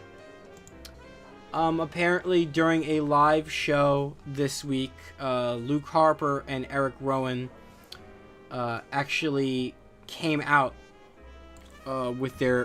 actually appeared on a live show with their Bludgeon Brothers gimmick, with their Bludgeon Brothers attire, and with their new Bludgeon Brothers theme song. But later on in the week, during a live WWE show, Harper and Rowan came out as Harper and Rowan. They didn't come out with their Bludgeon Brothers gimmick. They didn't come out with their Bludgeon Brothers music. They just came out as Harper and Rowan. Which kind of has everyone speculating that are WWE being smart and scrapping that super awful gimmicky Bludgeon Brothers gimmick before it airs on TV. Which I hope that they are. I hope that they are. Let them just be Luke Harper and Eric Rowan. Let them do tag team stuff until January. Like maybe January, February. and then separate them and fucking let Luke Harper just have a singles run. Let him do something. He's so much better than this fucking tag team shit. Let him do something singles. Like, give him a chance at least. At the very least, give him a chance to run on his own. Rowan, I don't know. Put him with somebody. But Luke Harper deserves to have a singles run, in my opinion. Next up is Rusev versus Randy Orton. Apparently, this match is being set up because if Rusev can beat Randy Orton in this match, he will be the last member of the Smackdown Survivor Series team. So he is given a second chance to join the team. He is unsuccessful, and he is hit with the RKO from out of nowhere, and Randy Orton is given the win. Rude and Nakamura and Shane look on in the back and are impressed by Orton's victory. Hooray for burying Rusev! Oh, the Bulgarian brute. One day they'll release you from your contract and you will kill it, hopefully, on the indies. Because you are so much better than this. Backstage, James Ellsworth talks to Tamina Snuka and asks, "Can you please get Carmella from me for me?" Do that. Doesn't get Carmella, gets Becky Lynch, who he is scheduled to have a one-on-one match, an intergender match, tonight on SmackDown. To think that James Ellsworth would be the catalyst to have an intergender match in the PG era of WWE. Truly, we are in dark times. Becky Lynch comes out, says he need not worry about her, he need worry about himself. And Ellsworth goes on and on about manly things. He's a man. Everything's manly. Don't get your dainty hands in the ring with me because I'm a man. Men are better. You have a vagina. I have the ball sack. Man. Becky Lynch says, "Those are ballsy statements, Ellsworth. Shame you don't have any." Oh, got burned. You gremlin looking motherfucker. Who cares?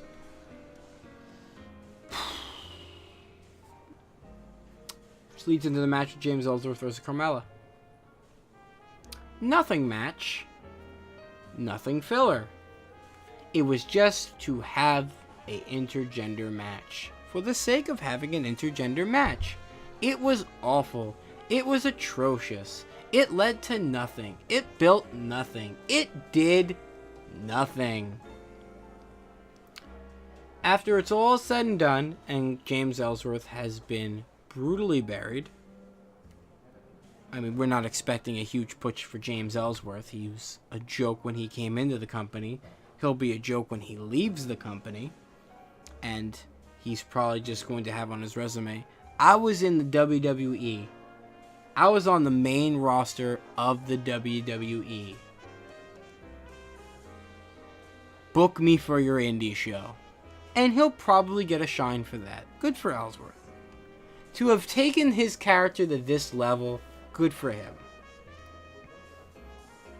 Whatever. Carmella super kicks Ellsworth after the ring and leaves. Ellsworth lying in the center of the ring. Why did she do this?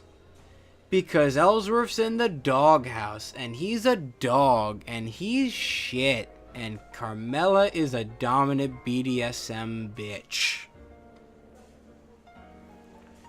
This is your first Money in the Bank female winner. Are you proud of yourself, Vince? Are you happy of the decisions that you've made?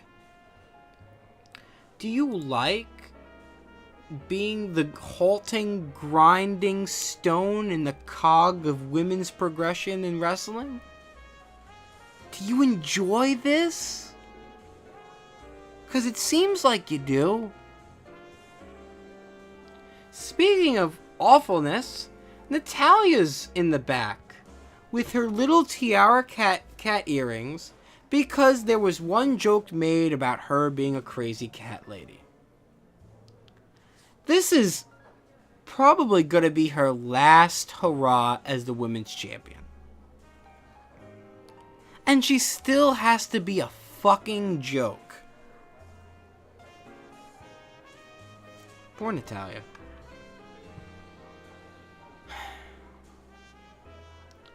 She's in the back. She says that she'll beat Alexa Bliss because she's the best around. Nothing's gonna claw or beat her down. Charlotte says, no! I am better than you. Natalya scoffs and says, no, I'm better. Shane says, would you two shut up? You'll have a match next week for the Women's Championship. And whoever wins will go on to Survivor Series to face Alexa Bliss.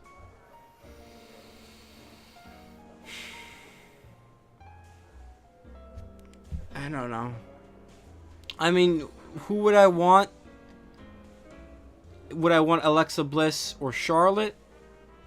If I had to choose... no, do I want Alexa Bliss or Charlotte? Do I want Charlotte versus Bliss or do I want Natalya versus Bliss? I love Bliss. She's not amazing in the ring. So, if it's either Charlotte or Natalya, I think it's just going to be the same exact caliber of a match. Regardless. And I don't think Bliss... I could be wrong. I think she probably has faced both of these women in a singles match already. But, I don't know. If I had to choose, I would say Charlotte. And it would make sense because if it was Alexa Bliss and Natalya, it would be heel versus heel. So it is probably going to be Charlotte versus Alexa Bliss at Survivor Series, which is fine. Bliss is a great mouthpiece. She's decent in the ring. She's not awful, Jake. She is fine. She's not going to set the world on fire with her wrestling talent. But she'll do fine. So, you know. Whoever they pick is whoever they pick. I don't think it's going to make an impact. But it would make more sense if Charlotte came in, because then it's Charlotte being the face, Alexa Bliss being the heel. So, next up, we have Shelton Benjamin and Chad Gable versus the Usos for the Smackdown Tag Team Championships. Okay. So, at the end of the night, Benjamin and Gable are now your new SmackDown Tag Team Champions. Awesome. Benjamin has a title reign again. I'm a big fan of Benjamin. I want to see what happens between these two. A lot of my love for Benjamin and a lot of my love for Gable has kind of been clouding my judgment. They haven't exactly been setting the tag team division on fire. They've had decent matches. They're not like awful or garbage,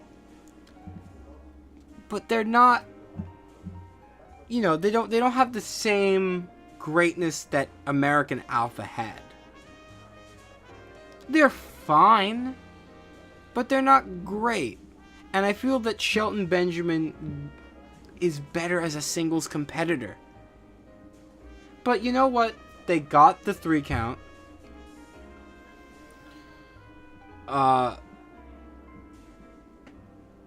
And they got the tag team titles. So, at Survivor Series, we're going to have Sheamus and Cesaro versus Gable and Benjamin.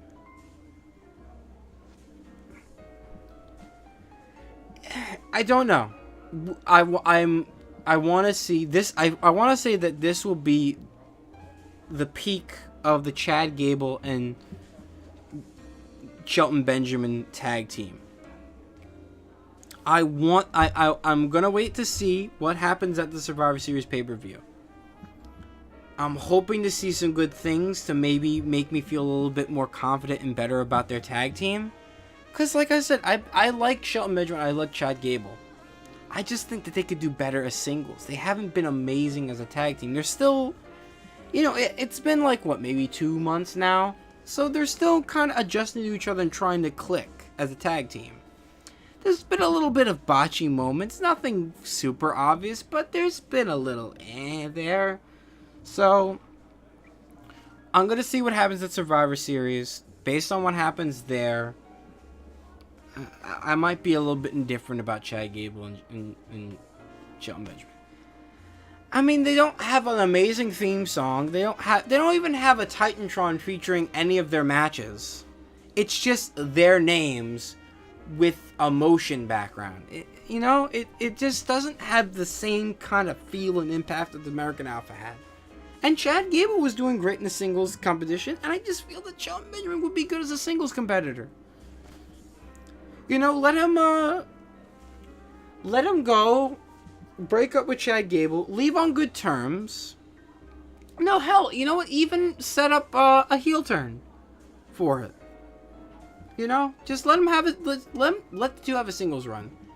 Hell, let Shelton Benjamin heal it up, and then have a match between Chad Gable and Shelton Benjamin, because that will fucking be great. And I think eventually that is gonna happen. They're probably gonna let them tag for a little bit, but you know, like I said, Survivor Series, we're gonna see what happens. But they just haven't been wowing me, you know. Backstage, Renee Young interviews the phenomenal AJ Styles. This is the Styles the House built. The Styles that House built. The house that Styles built. Jinder Mahal needs to learn that he is not to be taken lightly.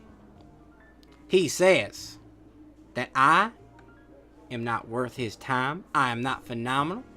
Don't underestimate this boy, because I'm phenomenal. It's my house. I built this house. And come this Sunday at Survivor Series, when I beat you for the title, I'm going to beat the Beast, Brock Lesnar. Time. AJ Styles. So, AJ Styles versus Jinder Mahal for the WWE Championship match. So I'm laying in bed. I'm watching this match. And I'm almost falling asleep. Because I just know. I know what's going to happen. They've already booked it and all that. They've already hyped it up. They've already rumored, announced that John Cena will be the special guest referee. They've confirmed that John Cena will be the special guest referee between Brock Lesnar and Jinder Mahal for their title versus title match.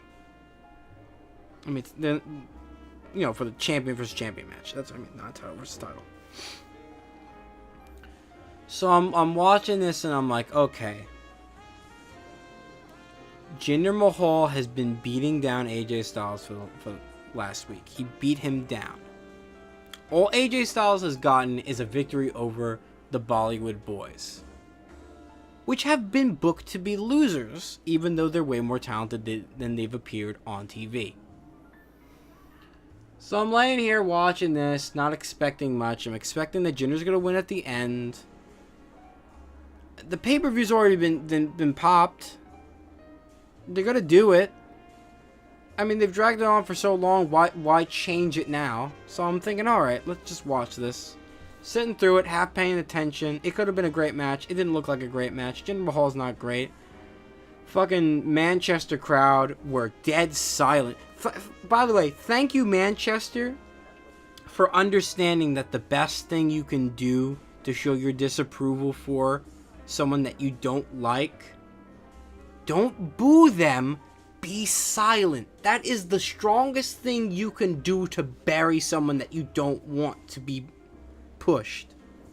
Don't react, because that's what Vince wants. Vince wants to hear your salty boos. He wants to put it in his cup and drink the sweet nectar of your boos. You want to know how to stick in that old man's craw? Shut up. Don't react. Don't look at it. Don't do anything to give him the satisfaction that you're being salty. Because the man feeds on your salt. He gets money as it is. He has a multi-billion-dollar corporation that's slowly losing money because of his shitty decision making, but he still has so much money that he doesn't care. And he'll pass on from this world making the same bitter decisions because he is a man that likes to see fans cringe and despise the reactions. Because you don't like what you like. You like what I want you to like. And that's Vince McMahon. But, to everyone's surprise, to my surprise, as I'm almost there, sitting, almost about to fall asleep, all of a sudden, AJ Styles hits Mahal with the phenomenal forearm, connects, and gets the 1, 2, 3, and out of nowhere, it's over. All the days that Jinder Mahal has reigned as champion, it's over. AJ Styles is your new WWE champion. Now, this decision I don't think is gonna stand. I think that this decision was made so that they could say the title has not changed hands outside of the United States in blah blah blah years, and now the fans of London, England finally have seen the title change hands tonight. What a historic ending. Wow. Anything can happen in the WWE. Buy our shows, because you never know. You know, all that historic bullshit that wrestling fans like me jot down in their little notebook. And it was like, on this day, November 7th, the title changed in Manchester.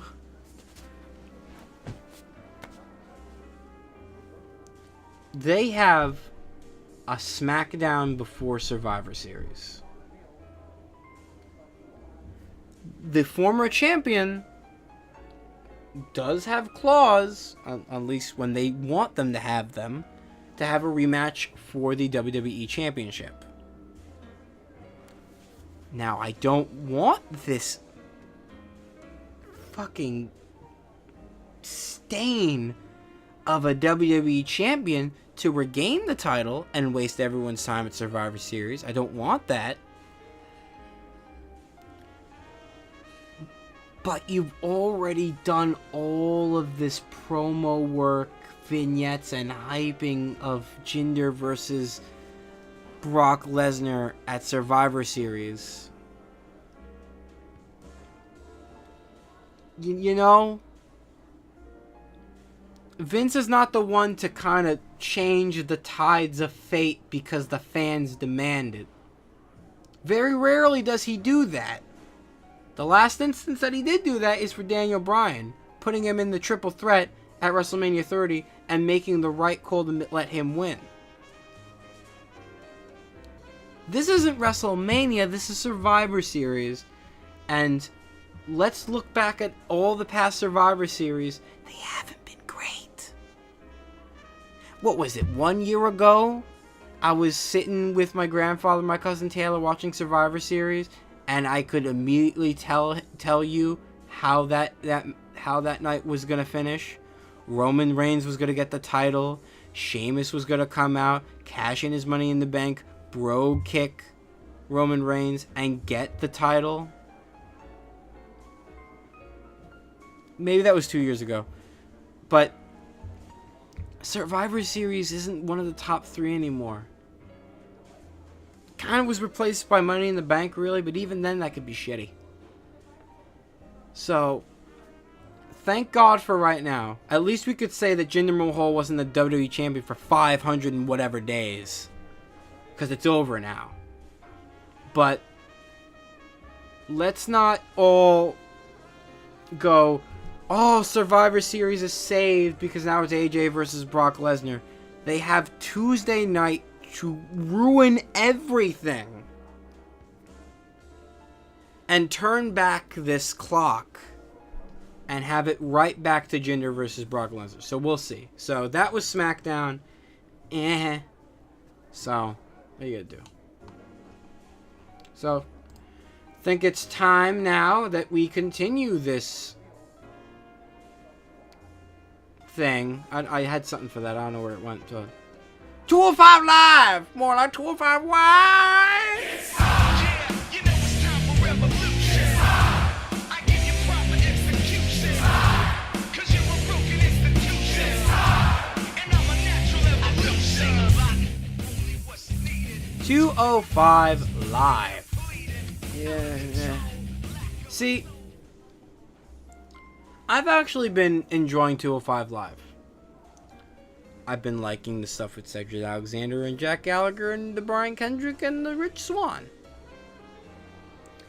Despite not liking Enzo Amore as a person or an in-ring talent, I cannot deny that Enzo Amore cuts one hell of a promo. 205 Live has actually been a breath of fresh air compared to some nights of Raw and some nights of SmackDown. The decision at the main event on 205 Live tonight infuriated me. And we'll get to it. So, 205 live from Manchester, England. And the night has been hyped up as a cross between the 205 Live Cruiserweight show and the United Kingdom Championship show. The two shows collide tonight in Manchester. And we start the night off with... And you know what? Yeah, we start the night off with a new talk show. To expand the ever-growing list of talk shows in WWE. We've had the Love Shack. We've had the Barber Shop. We've had the Cutting Edge. We've had Carlitos Cabana, one of my favorites. We've had the Peep Show. We've had the Miz. We've had Miz TV. We've had whatever the one was with Paul Bearer and Undertaker. We've had the Jericho highlight reel. I feel like there's two more. So now we have the Zoe show. So, you know, not anymore, but at least, you know, when Miz has Miz TV, he has the mic as the Miz thing, he has a custom logo at the bottom, and he has a red carpet thing in the ring. In the past, the shows have been a little bit more creative. They've had the Peep Show neon sign for Chris Jericho. Chris Jericho has his big highlight TV. You know, they've been flashy. What does the Zoe show get? Black tarp in the ring with leopard fucking pelts in each corner of the ring? What the fuck? Was this a last minute idea that Creative had for its show for Enzo? Could you not do anything more? I don't fucking know. Like bar stools, something. Like a basketball, a small kindergarten basketball hoop in the ring. Something. Just leopard pelts? That's it? That's all you could think of? For fuck's sake. So, the Zoe show has the 205 Live guests of wannabe Finn Balor. I don't know his name and I don't care. Tyler Bate. I forget his name all the time. Mark Andrews. Joseph Connors, and what the hell's his name?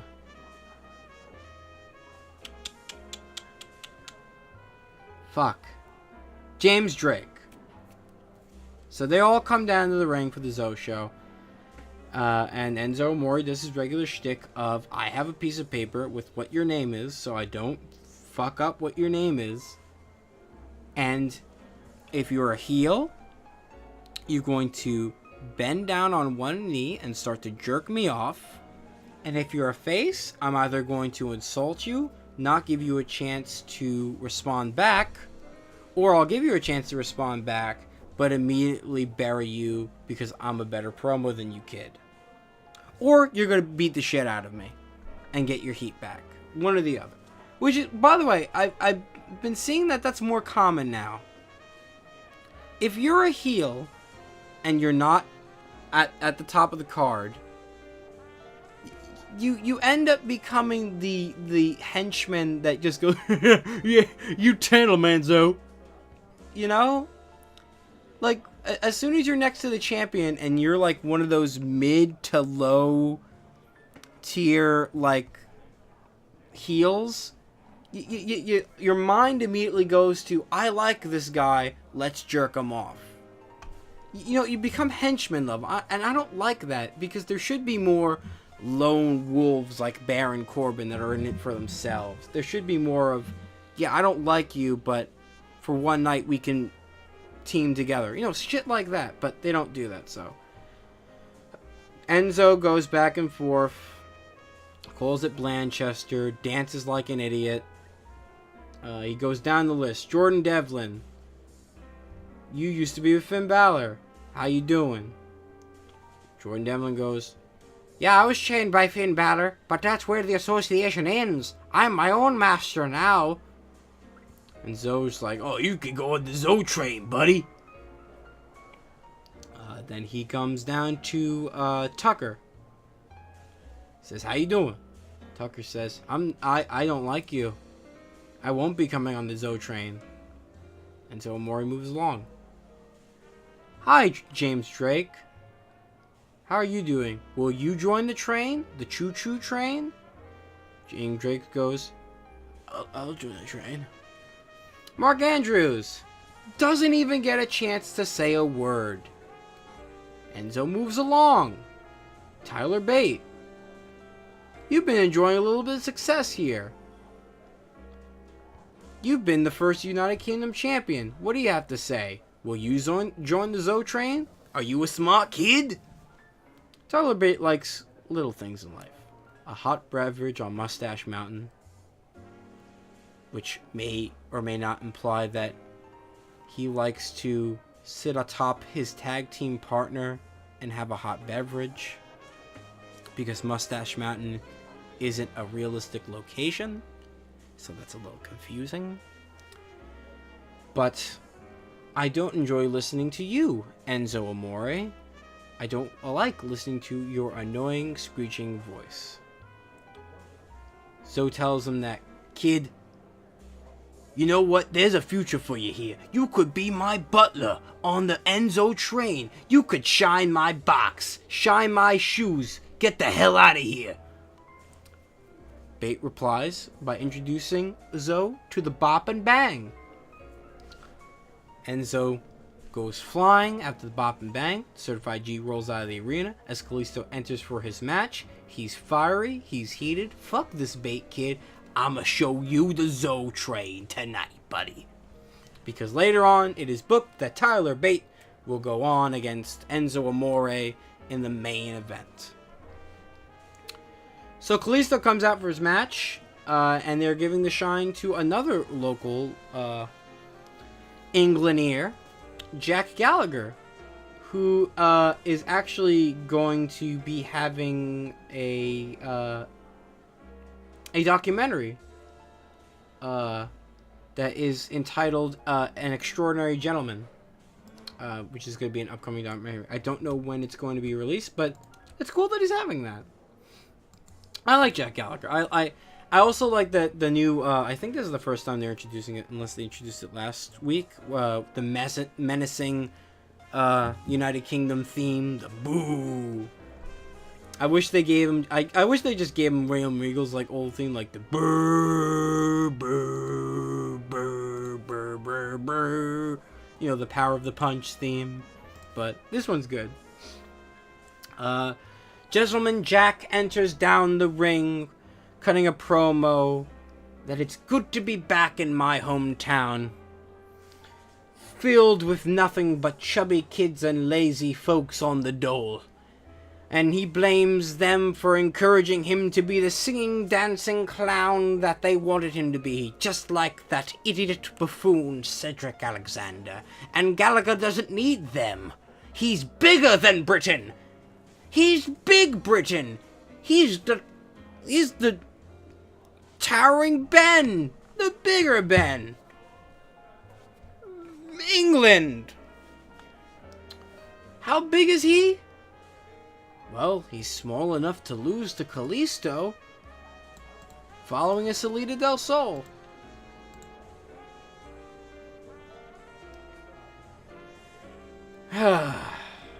He's the heel. Fans booed him. It's fine. Kalisto is a good wrestler, so there's nothing wrong there. Promo is a little bit eh. I hate because they don't do it anymore. They don't like. They should have done it where it's like Jack Gallagher loves England, and England gets behind Jack Gallagher, so it's Bizarro World, as WWE likes to say when the fans try to boycott their fucking show because their card is shit. And the heel for one night only is the face because the fans are heels. You know, stuff like that. They never play off that anymore. It's a shame. They should. And tonight would have been the best night to do it, so. Because they always like to say, oh, they're having fun here in Manchester, Michael. It's Bizarro World. But, you know. Dasha Fuentes, the human cyborg, catches up with Enzo backstage to ask him about his altercation with Bate. Amore says, he's had bar tabs bigger than that Tyler kid. And he's closing the former UK champ's lights out tonight. Next up is a tag match between Cedric Alexander and Mark Andrews versus James Drake and Joseph Connors. So my dad's from England, and he's like from Wales, so I kind of want to like Mark Andrews just for that petty small reason, which shouldn't be any reason to like someone. You should like someone just because you think they're talented and you like their gimmick. Which I do like Mark Andrews. I think he's a phenomenal athlete. He showed a lot of great promise in the UK tournament. I've wanted to see more of him, but they just haven't showcased him. And it looks like he might be coming to 205 Live. I don't know if it was confirmed that a lot of these guys just are now 205 Live competitors. It's unclear. I think they said James Drake is now a 205 Live member of the roster, but yeah. So I don't like. He just looks like a Justin Bieber fuck.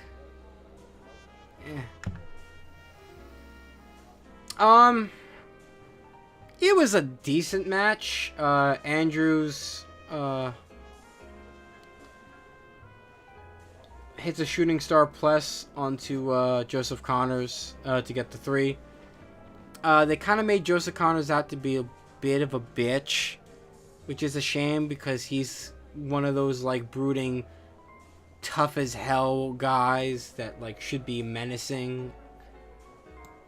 I mean, right now they kind of have Pete Dunne for that role, but hopefully Joseph... I mean, you know, this is not to say that Joseph Connors is buried. I mean, this is a mid-card match, and this was like, I want to say for him on the 205 Live show, a one-night-only thing. But, you know, hopefully they see the potential that Joseph Connors has. I mean, he has that injury of his ear that looks sick, and you could build off that. And, you know, hopefully they realize what they have with the kid. And he's talented, too. So your main event is Enzo Amore versus Tyler Bate. So, the outcome of this match was that Enzo Amore won clean against Tyler Bate, the first UK champ.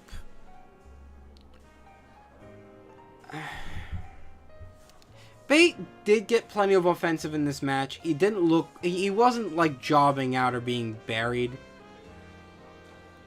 But I mean, okay, so if you really wanted to give the shine to Enzo, let him win, like, with his feet on the ropes, not clean. Like, don't, I would have been fine if he won not clean.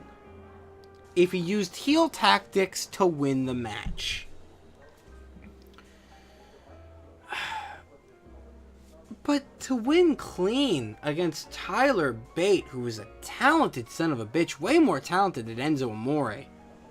In terms of in the ring, in terms of promos, I love you, Bate, but Enzo's got you beat, unfortunately. And I hate to say that, but he's really good on the mic. The bastard. So, yeah, disappointing that they let Enzo kind of win clean here, but what are you going to do? So Enzo wins clean against Tyler Bate. That sucks. It shouldn't have happened like that, but what are you going to do? Tyler Bate will bounce back. He's not buried, but it's just a smudge on his WWE career. You know? A little smudge. Just a little bit. But we can white erase that. For sure.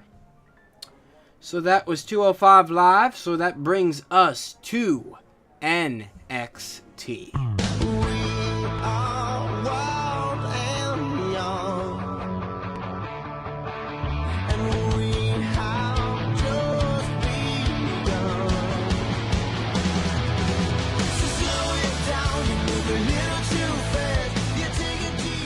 NXT kicks off the show with the tag team that I am new to. I don't know if they've made an appearance before this, but Heavy Machinery.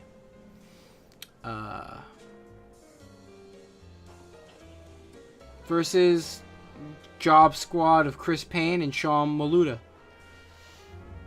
I like Dozovic. He's got that little pudgy body that kind of reminds me of Rhino's build.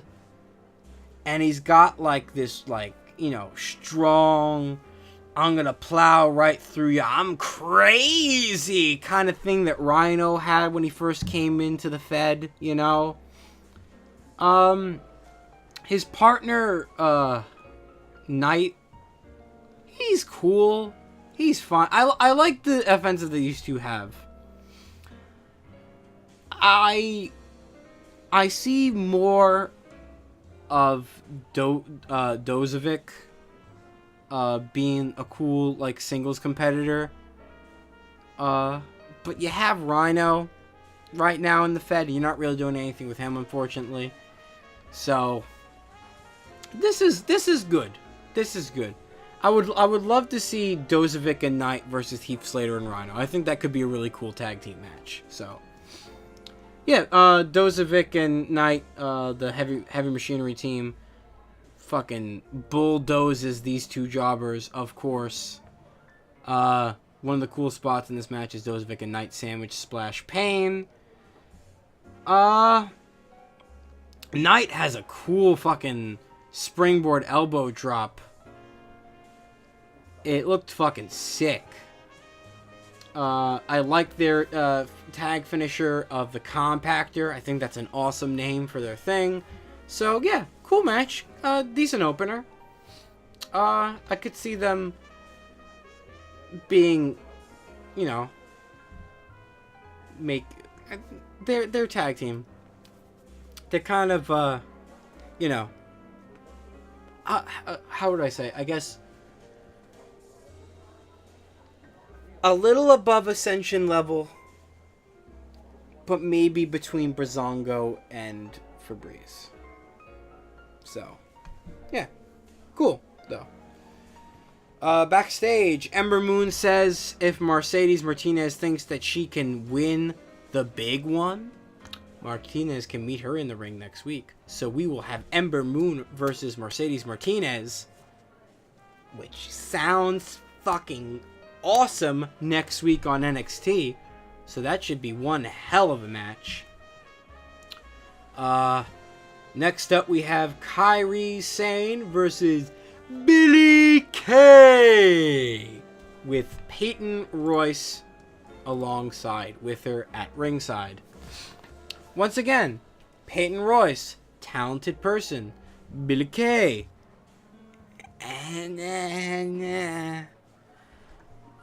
she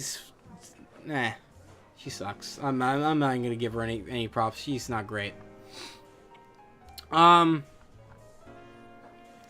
Fine. It wasn't amazing. It you know, compared to other matches that Kairi Sane has had so far, this was kind of fodder, really. This was kind of just to build up the rivalry that Kairi Sane has with Peyton Royce. So I don't know why she couldn't have a match with Peyton Royce. I don't know why it had to be Billie Kay. But it was probably so you could feed Billie Kay to Kairi Sane and not make Peyton Royce look weak. So I probably just answered my own question. Sane hits the insane elbow, drop, and gets the win. Kairi Sane walks out victorious. Billie Kay jobs out. Backstage, Cassius Ohno approaches William Regal and asks and says, "You know what, Regal? I've been doing pretty good here at NXT. I've been on a winning streak. I'm pulling it back together. I'm showing my chops. So I'd like to get back into the NXT title picture, you know?" And William's like, yeah, man, you've been doing pretty good. So you want a match at Takeover? Pick your poison. Tell me what's up. Cassius Ohno says, "Well, Regal, King Kong ain't got shit on me, so I don't think Lars Sullivan ain't got shit on me. So I want Lars in the ring at NXT TakeOver War Games." Regal's a little bit like, Lars Sullivan, really? Well, alright. You got your match. So at NXT TakeOver War Games, it'll be Cassius Ohno versus Lars Sullivan, which will be good. Lars Sullivan gets a pay-per-view match. Cassius Ohno gets a pay-per-view match. Hard to say which one will come in on top. Lars Sullivan's been undefeated. Cassius Ohno could use the victory and it could propel him into the NXT title picture. But then I'm pretty sure that he's not going to win, because the next logical choice to be in the NXT title picture is probably Adam Cole. So, backstage, we have an Andre Cien Almas promo along with Zelina Vega as they are being interviewed on what to expect at NXT TakeOver War Games when Cien Almas goes up against Drew McIntyre for the NXT Championship. Zelina Vega does most of the talking. It's brought up that Almas and her have a past. She says, "Yes, me and Almas have a past, but I know this man. I know what he's about, and he deserves this win. He is a talented son of a bitch, and Drew McIntyre better watch out." And it says that what's going on between him and Almas and what the game plan is none of anyone's business, and the only man that needs to know what's up is her boy, Cien Almas. Now, does Cien Almas, is he not great at English? Or is this Zelina Vega just a good mouthpiece and Cien Almas isn't just a good promo guy? That's what I was confused about, because he kind of spoke English in the promo later, but then he went to the whole, I'll talk Spanish to get over the Spanish fans, so I don't know. I mean, Zelina Vega, great mouthpiece. And she showed her chops when she interfered in the match against Roderick Strong 2 weeks back. So, good shit, though. Oh, next up, we have... Oh, he's my boy. He is the second coming of the Gold Dust gimmick. The androgynous mind gamer. Velveteen Dream. Oh, my God. His entrance is so good. so good.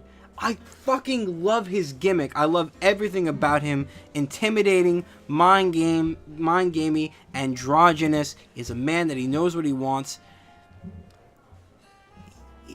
It's just so good. It's so good, and I can't wait for this match against him and gotta forget his name, Aleister Black at NXT TakeOver War Games, because that feud has been booked to perfection.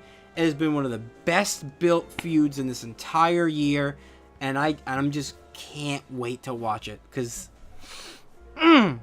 just some good shit.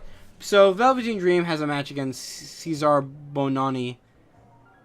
I probably didn't say that right. Squash match. Velveteen Dream just clotheslines the shit out of this man, stomps the shit out of this man. Dream hits his goddamn awesome looking finisher, the Death Valley Bomb, and knocks Bonino out and gets the victory. He has a spine buster too, and that's one of my favorite moves to have. He's just, I can't say his praise anymore. I'm just a huge mark for the Velveteen Dream. He's my boy. He's my boy. And I hope he wins against Aleister Black. But at the same time, whoever wins that match, they're both awesome. It's been a great feud. Just, I love it. Great to have this gimmick back. Cut to a clip from earlier to that day. Ruby Riott found out that she will be sidelined for the next 4 to 6 weeks until she's able to recover from her ankle injury. Sonya Deville walks into the trainer's room and says Riott should have just tapped, and she would have not been sidelined like this. Riott says, Sonya, would you shut up? I'm going to shut that mouth of yours as soon as I recovered, and you and me can have at it again to see who really deserves a shot at that title. Deville agrees. It's over. Next, backstage, my boys, one of my favorite tag teams right now, so fucking good. Making moves, wheeling down on moves. The Street Profits handing out solo cups to businessmen entering into the arena. But a delivery man walks in with Tino Sabatelli's suit. Custom $5,000 suit for Tino Sabatelli. Montez Ford says, man, it's your lucky day. I'm Tino Sabatelli. I'll take that suit right now. Montez Ford takes the suit, but Sabatelli and Moss walk in and say, hey, whoa, man, that's a $5,000 suit. You don't get your grubby hands on that. Street Profits take offense, and the whole interaction leads to them challenging the Street Profits to a match. Street Profits agree. Street Profits are great. I love them. So this all leads into our main event. It is Roderick Strong versus Adam Cole, baby. What more can I say? Fantastic match. Amazing match. Roderick Strong's great. Adam Cole's great.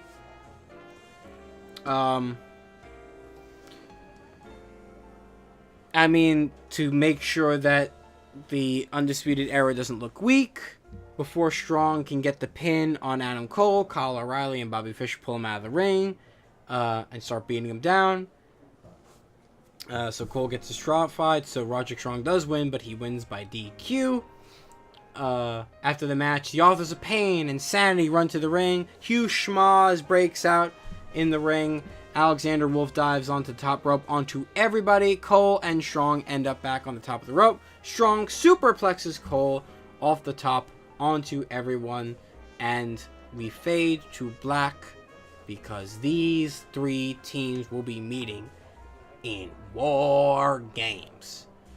During the show tonight, there was a really, really good vignette hyping up the brutality and the past of the War Games matchup. had thoughts on War Games matches from previous War Games competitors. Dustin Rhodes, Arn Anderson, Booker T. I feel like there was one other person, but I forget. It's a shame. They should have asked. They should have gotten more thoughts from other people, because Scott Hall was in a War Games, Lex Luger was in a War Games, Sting was in a War Games. It would have been nice to see other previous War Games participants that you don't really get to hear that much of share their thoughts on the War Games. But you know, it was good. It was a good vignette for the War Games nonetheless, but it just would have been nice to hear more interaction of it. And as I said before, until someone can give me a link to TNA shows that I can watch live on my computer through a illegal stream, I know I'm awful. I you know what? No, I'm not. I pay for the Global Wrestling Network. I pay them $6. So you know what? I'm paying my dues, so I don't feel that bad. So yeah, no TNA. So I think it's about time we head into this week's news. So I actually did a little bit of due diligence today, and instead of the usual, I'll run down WrestleZone's website for news stories, I have some up here, so we don't have to spend a lot of time on it, because talked a lot for this podcast, and we're already at 2 hours, so I don't want to drag it on for too much. So here are some of these stories for this week. Paige is rumored to return this Monday on Raw, and the rumor states that she might be inserted into the 5-on-5 Survivor Series between Raw and SmackDown, and since she's appearing on Raw, it's most likely she'll be on the Raw team. As of right now, let us see what the teams consist of for the women's team.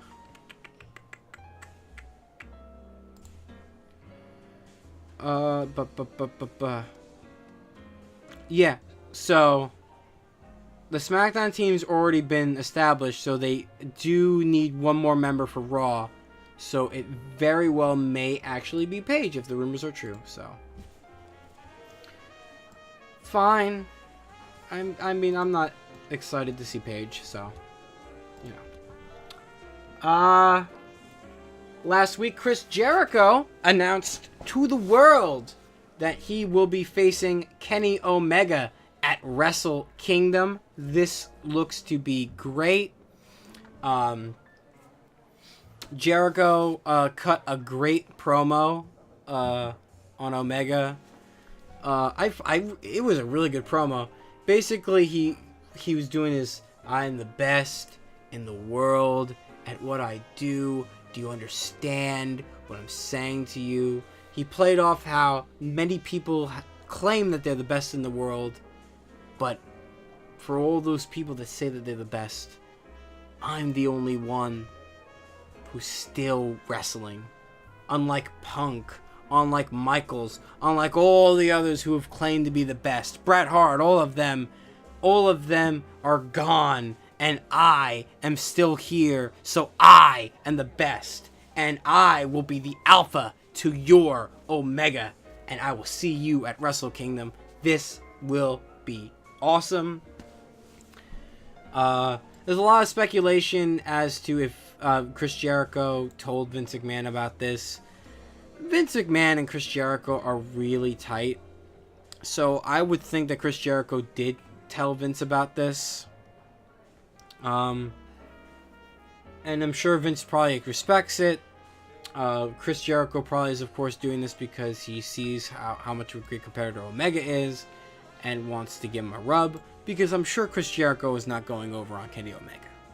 I'm sure of that. So yeah, this will be good because the star appeal of Chris Jericho facing Kenny Omega will put more eyes on New Japan. It will do nothing but boost Wrestle Kingdom for New Japan, and it leads to nothing but good things. I don't know about so many good things for WWE, but it leads to good things for New Japan. And it in turn is good for wrestling fans. It was also reported today, or this week, not today specifically, Impact reportedly has put out requests to talent agencies and posted requests looking for paid actors to fill their events and fill in crowd seats, and have been posting on various talent agencies. I think they've been posting like they'll pay $12.50 an hour, $50 a day for the shows, stuff like that. I mean, it's come to this point. Impact is not filling seats. It looks bad on TV. You don't want to have empty seats. This is what you have to do. I'm sure Impact doesn't want you to know that they're looking to pay people to sit and watch their product. But, you know, they tried to charge people $40 for that Bound for Glory. I was going to be content with having paid my Global Wrestling Network subscription. I was going to watch Bound for Glory. I sure as hell wasn't going to pay $40 for Bound for Glory. And after watching it by different means, in quotations, I'm glad that I didn't, because that was not worth $40. That was maybe worth $20. And even when they were doing the Bound for Glory, they were saying, buy Bound for Glory on Fight Network, and we'll give you 3 months of Global Wrestling Network. So they have to, you know, sweeten the pot for you, because they know that they're shit. So, you know. Am I surprised by that? No. Because it's gotten to that point. Because they don't make great TV.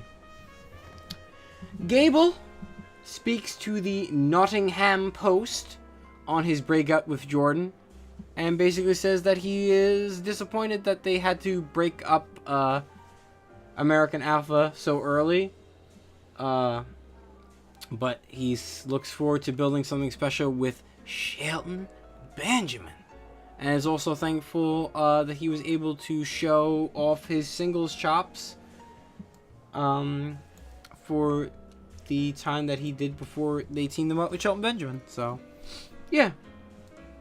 I could see that. That's not a surprise to me, and I agree with Gable. As I said before, there's a rumor that the New Day will be invading tomorrow night on Raw, and it will culminate to a 6-man tag team match being set up between The Shield and the New Day at Survivor Series. I could see that happening. That's already been booked. Roman Reigns is scheduled to appear tomorrow on Raw, so I could see that happening. Sin Cara has suffered a leg injury during the WWE European Tour, but it's okay because he has been medically cleared to return. Sin Cara did confirm the injury on Twitter, and he apologized for continuing the Sin Cara tradition of being injured and being botch-filled shenanigans. Puff Daddy changed his name to Brother Love. Bruce Pritchard got mad that Puff Daddy would dare steal his gimmick, and Puff Daddy just said, dude, it was a joke. So, troll-a-lol, lol, lol, lol. PW Insider has reported that Hideo Itami is set to debut on 205 Live soon. Meltzer collaborated this, confirming, saying that after his contract with WWE is up, he may be looking to return to Japan. I think this is the best choice for Hideo Itami. He has had nothing but bad luck on NXT. I'm not saying that he's going to be breaking new ground on 205 Live, but it'll give him something to do. NXT has so much talent right now that Hideo Itami is just going to be buried under it, so the move to 205 Live is probably the best thing for him. I think the same thing will happen if he even goes to the main roster. So 205 Live is the best choice for Hideo Itami, and he should probably just go back to New Japan, if anything, if he's not enjoying the 205 Live stuff. Which, based on Austin Aries and Neville leaving, might not be far from the truth. Bram has been granted his release from Impact Wrestling this week, after being with the company since 2014. I don't really know the extent of Bram's career in Impact Wrestling, so I'm not the person to ask about it. So I wish Bram the best. I hope he was good. Indies are fun. It was announced that Johnny Gargano will be having an NXT TakeOver War Games match, and it will be against Pete Dunne for the United Kingdom Championship, which is weird because I thought that the United Kingdom Championship was only for UK-based wrestlers, so that's interesting. I mean, I'm not complaining about the match because that's gonna. I mean, that's just another great match for another great NXT pay-per-view, which is probably gonna be better than Survivor Series. So, hats off to them. That fucking sounds great. Speaking of appearances, Stephen Amell, star of Arrow, will make sure that ROH doesn't fail his city, as he has announced that he will be appearing at the ROH show Survival of the Fittest. Good for Amell. He showed a lot of chops when he was at SummerSlam last year in his tag match with Neville. So yeah, that could be cool. That could be cool. Pierce Morgan reacted to Graves' comments on Monday night's Raw, saying that Enzo might be the only guy less liked in England than Pierce Morgan. Pierce Morgan replied on Twitter saying that Corey is the guy who couldn't make it as a wrestler, so turned to bad commentary and turns to bad commentary. Right?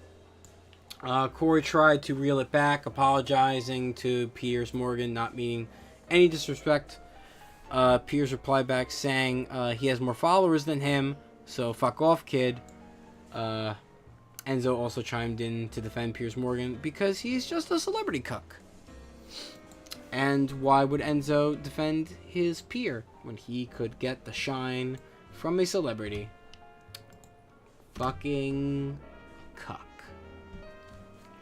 PWInsider.com is reporting that Rockstar Spud will be signing with the WWE once all of the proper visa paperwork has been completed, and said he will be joining the 205 Live roster.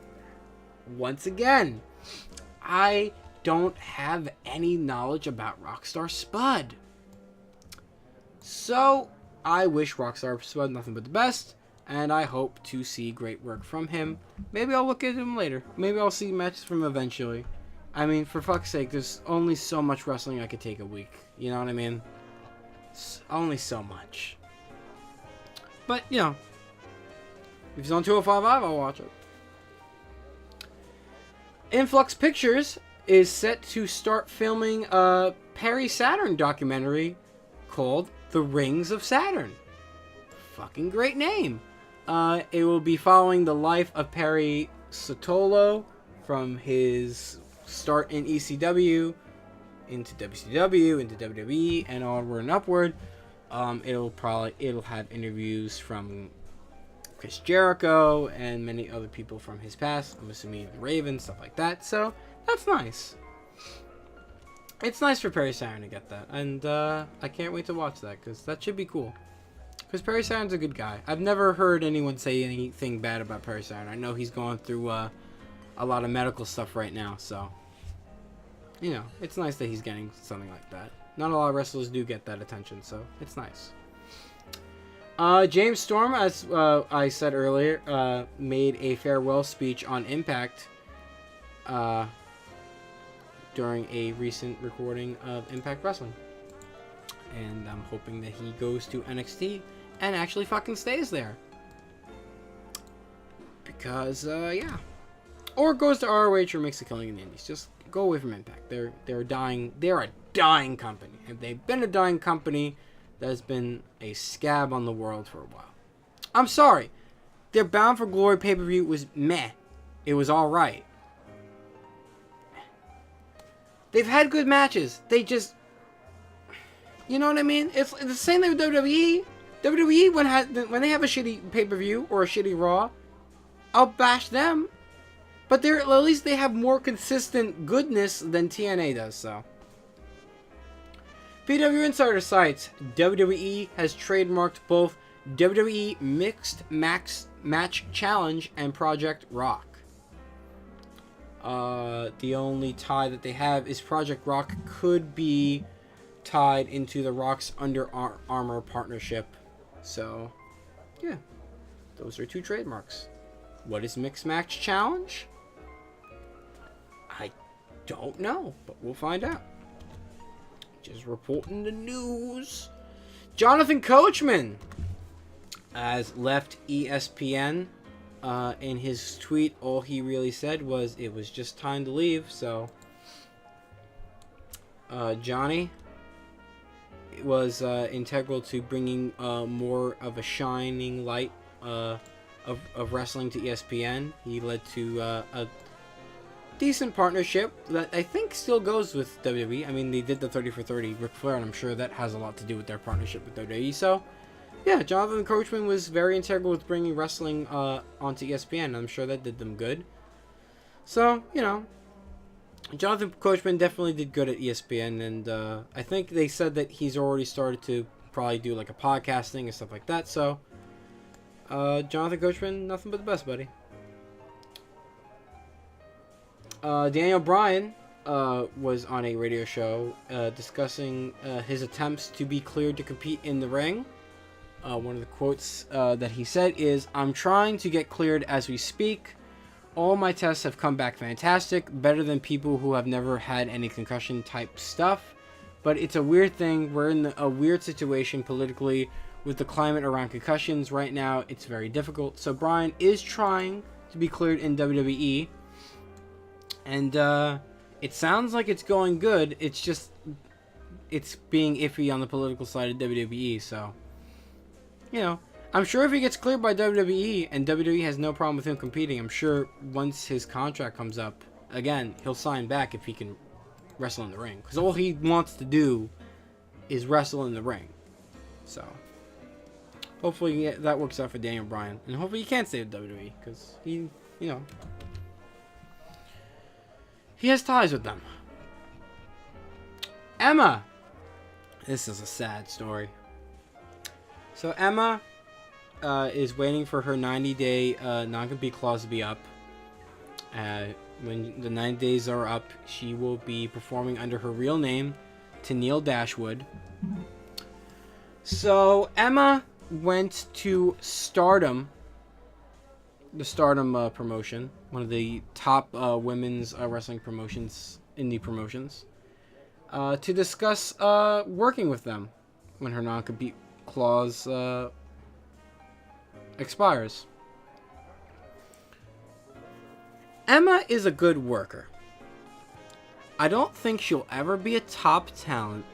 She's a good worker. She's better than Naomi. She's better than a lot of other wrestlers currently still signed with WWE. She's a good worker. She's better than Alexa Bliss even. Alexa Bliss is better with promos, but Emma is a good worker. She's not amazing. She's not the next hot thing. So, this is what Emma requested of Stardom. And this is just fucking ridiculous. And this just... God damn it, Emma. You egotistical idiot. So she requested that if she was to sign with Stardom, she would have to be paid $2,000 per appearance, as well as be given first-class plane tickets and full creative control. Bitch, do you think that you are that hot of shit? Emma, you're not Trish Stratus. You're not Lita. You weren't a top talent at WWE. You were a decent mid-carder and you could work hard and I liked you, but you're not worth $2,000 per appearance for an indie show. Get over yourself. Of course Stardom said, fuck you, that's unrealistic and you're not worth that, and they sent her packing. But to think that she thinks that she's worth that is... what the hell? Get a clue, Emma. God, that's a shame. Because, you know...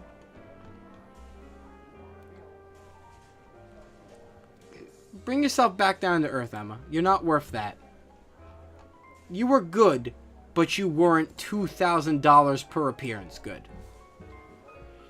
Lucha Underground finally announces that there will be a season 4 of Lucha Underground, despite almost all of their talent leaving, because Lucha Underground treated their talent like shit. But Johnny Mundo did tease that he might make a return. So that's one person. You're not going to have Prince Puma. You're not going to have... the hell's his name?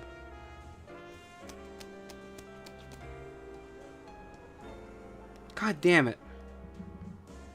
He's named after a tower. I don't know. They're not going to have a lot of their hot talent that they had in the past, because they burned a lot of bridges with how they treated their talent. So I still haven't even finished season 1 of Lucha Underground. As I said, there's only so much wrestling I could watch in a week. That's why this podcast, I have to do it every other week, because I just can't watch wrestling. I can't watch Raw, SmackDown, 205 Live, and NXT every week. It would drive me crazy. There's so much of an influx of wrestling, and I'm a wrestling fan. I'm not saying that I'm not. But, you know, sometimes you just need a break, and it's just so hard to keep up with all of this, you know? It's just... nowadays, it's like wrestling is everywhere, and you get burned out. So I don't want to be burned out by wrestling and just say, fuck it. So that's why I have to do it every other week. After being challenged to an arm wrestling contest on Twitter, Dwayne "The Rock" Johnson tweeted out saying that he is suffering from a torn labrum in his shoulder. So I don't know how that's going to affect any movies that he's currently doing, or plans that he may have for any wrestling appearances. I don't know if that will... I doubt that would last until April, if he plans to make a WrestleMania appearance. So Triple H has been set to face Jinder Mahal during WWE's Indian tour. Sure, that should be fine. If anyone can drag Jinder Mahal to a good match, it's a ring general like Triple H. So, I mean, we're not going to see any of those matches. That's really just for the Indian crowds. So, you know, good for Jinder to get in the ring with Triple H, I guess. And the last piece of news is that there is a rumor that The Shield will appear on SmackDown this Tuesday to invade the SmackDown show. That would make sense. Raw has yet to retaliate on SmackDown for their hashtag Under Siege. Some fucking stupid ass hashtag. It's a stupid name too.